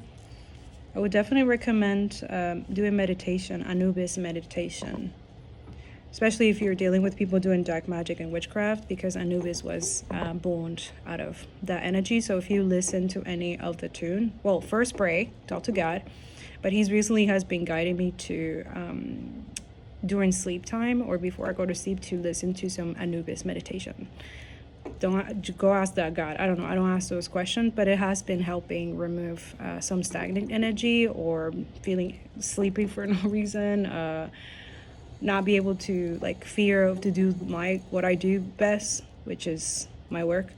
There's been blockages on my writing as well. Yeah, just like we all creative people and who speak the truth and clarity and justice always have to deal with. So this is something that you're alchemized and transmuted, and you eat it for breakfast, lunch, and dinner. Well, they're trying to distort the illusion. Could be 3 people. Have no love or compassion. This is why it shows also the lack of, like, leave this to rest, acting like a fool and stuck in illusions. A lot of you are awakened because that truth has been exposed to you. Yeah, so because that you're aware and you're educating yourself, most probably decolonizing, you don't feel this abandonment, you don't feel the conflict because you're doing the work. Yeah, you know what they're doing in the background. Cyber attacks. These people get paid too. Like, a lot of you, you do expose the truth courageously and exposing what it is that needs to be done and putting to rest foolish ways. So this is someone who's growing up, maturing. A lot of you, some of you, that someone is maturing, and this is what a lot of people have been blocking for this person to choose wrong. To choose a third party or karmic or something like that to keep them stuck. But someone is aware. Someone's awake. They're rejecting this this low life, this parasite. Okay, it is a parasite. This is someone who creates drama for nothing, and this is someone who feels abandoned, but they wanted you to abandon your relationship. You're like, this is really weird. Your money, like, stop working or something like that. Like, kill your inspiration. Who wants to be with someone like that around? Like, what the fuck? This is someone who's in competition with you. So this, for a lot of you, this is an ex-partner, or a lot of you, it's a partner. If you're still with this energy, this is someone jealous of you. Why would you want to build a relationship with someone like that? Who blocks your vision, your mission, because they feel intimidated because you're very gifted. This is someone who constantly, like, downgrades your gifts. Anyways, I hope for whoever you are, when you get rid of this energy, this parasite, because that's what they are a parasite, you'll feel better. That depression and whatever, it will go away. The suicide thoughts, it will go away. This is someone who constantly psychological also, like, does stuff on the background, pays people, and then pretends to you that, like, wait, let's say when you're telling them what's going on, like, oh, you're crazy. Well, like, you know, yeah. Acting like they don't know. Yeah, when it's exposed, they feel judged. Yeah, you need to be judged. You need to be held accountable because you're doing fucked up shit, and then making that victim that you're attacking, that it's not what it is. So it's not just happening in the physical, it happens in the spiritual, right? Damn.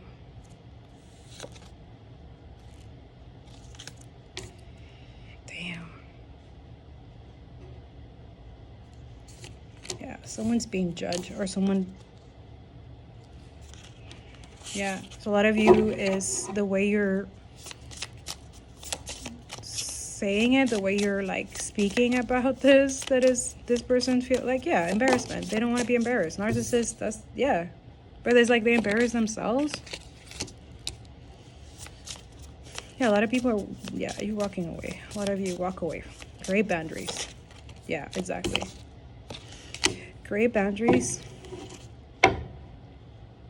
Create boundaries with the snake, okay? can't make this. You see, energy doesn't lie. People do. Look at that. It keeps popping out. A lot of you, karmic as fuck.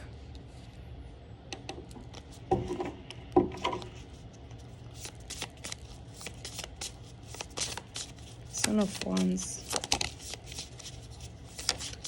See? Yeah, they're trying to cluck themselves. The High Priestess came halfway, so through the... Yeah, the truth is slowly being revealed about this. This could be a son or someone's daughter. Yeah, the truth. Put it to rest or something. Or someone's like spirits telling this person to stop. Yeah. They're telling them to stop. This work, this thing that they're doing in the background to try to jeopardize someone. And they're trying to make people to walk away or see you in a different light. But the truth is being exposed. A lot of you, the truth is being exposed about this dark. But also someone manifesting to get you stuck, to get you to slow down. Like you can't be better than them. So a lot of you, this is an ex as well. So in the collective, this is it. Like Palestinians can't be better than... These people are ridiculous. Like instead of worrying about stopping a genocide, they're worried about they looking back to the world. But they did that themselves. Funded by USA and our tax money to kill those people, to butcher those people. But they worry about their reputation being tarnished, which is why they spend more in the media propaganda. So that we literally distorting our minds to look at the victims, the abused, the oppressed as the bad guys, but they are the good guys who can afford that type of weaponry, who is still continue capitalism, which is a disease, it's a toxic. They are parasitic. Just like any of you who settle for karmics, when you settle for status quo and conform and being ignorant, that is settling for breadcrumbs. That is settling with a parasite. And we're trying to help you guys get out. Or work on getting out, because a lot of us, we're out of this. We're just doing what we're doing in the background. And it's being exposed. They are infiltrating everywhere. Everything. Everything. This is why there's a boycotting. This is why there's divesting. This is why a lot of, like, you should never give that much power to genocidal sadists and psychopaths. No matter what energy. This is wrong. And the truth is gonna be, it's gonna be revealed. That's what he keeps saying. Expose Zionism as what it is. An ideology is not a religion. Study Judaism if you want, understand it, and separate the two, and you're going to see Judaism is especially anti-Zionist Judaism is beautiful. But Muslim is even beautiful too. A lot of you, this is why the colonization needs to happen, so that you can see right through. That ego dies when you start the colonization, and then you see the truth, and then you take action. Your way. Well, stop comparing and competition. Join the right communities, Then this financial new beginning, this blessing can come in. A lot of you, you're blocking your own blessings, This King of Cups is blocking their own blessing, or they're just, they feel judged. They feel you cannot judge them for whoever they pick or what side they pick, but now they've been trying to work on themselves. A lot of you, there is that mercy, because I've seen like really intense Zionist people and switch like this to anti-Zionist right away, and they're like, not in the name of my religion.